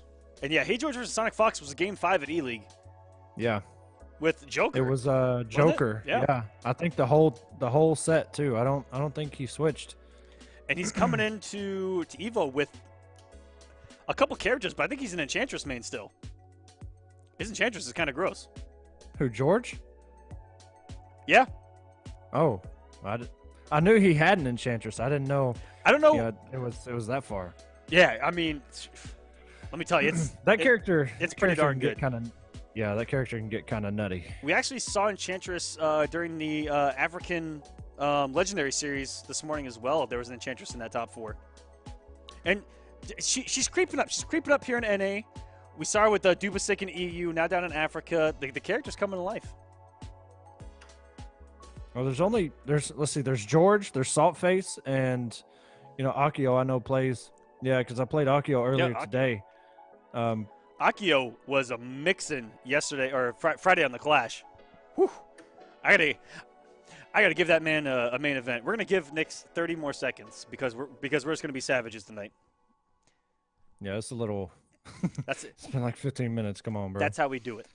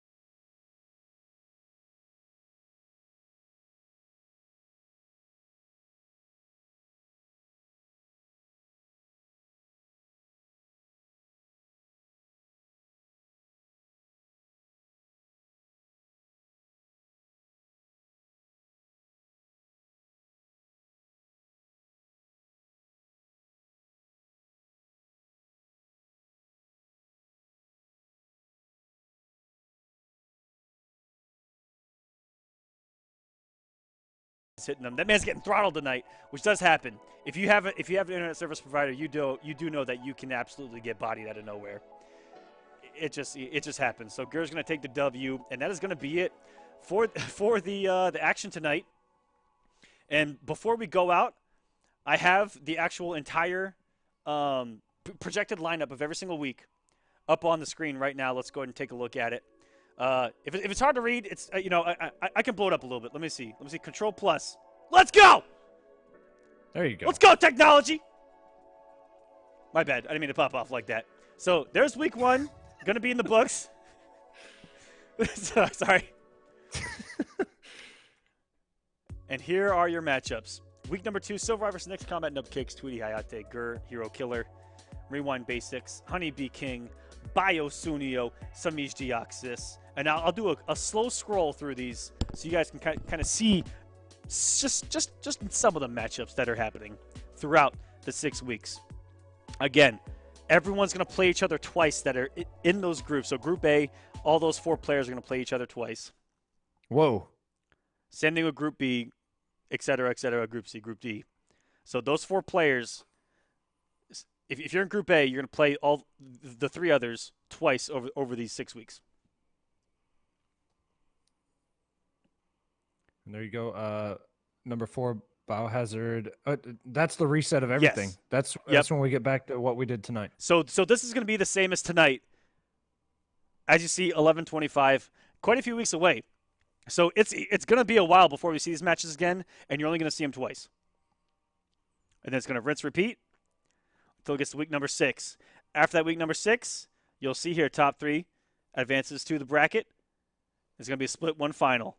And then qualifier 2, we're looking at right there, right before New Year's at 12:30, and we're going to be taking a nice little Christmas break in between the split 1 final, and then when we start the second phase of this entire thing with open qualifiers. So that's going to do it for our first week of group stages. It was absolutely incredible.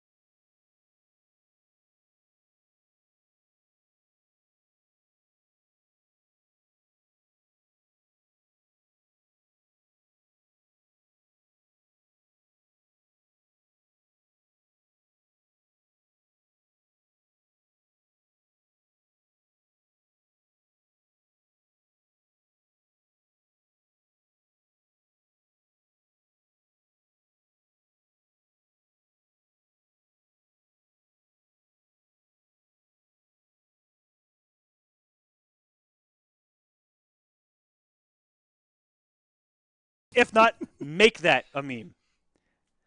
Is this projected, says Deoxys? No, that is updated as of tonight. Maybe you should learn how the league operates that you're in, buddy. Go to info.stream.me/legends. Chill.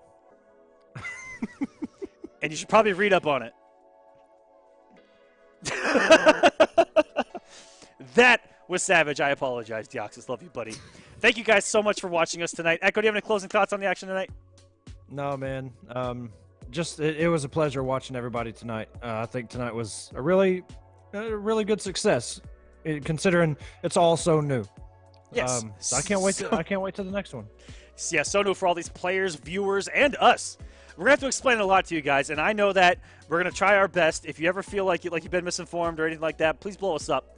and we'll try to make things as clear as possible. Amazing action tonight. We're glad to be back. It was a few weeks off, but we're glad to be back here on War of the Gods, giving you guys some amazing action. We'll see you guys next Sunday for group stage week number 2. You also got the Clash on Friday, which I'll be setting up. Might see some ability gear or some gear abilities coming back into play on Friday. We'll see. We'll see what I cook up throughout the week. Thank you so much for watching. From all of us here at StreamMe, we love you. We thank you. Thanks for watching Injustice 2, and we'll see you next week here on War of the Gods.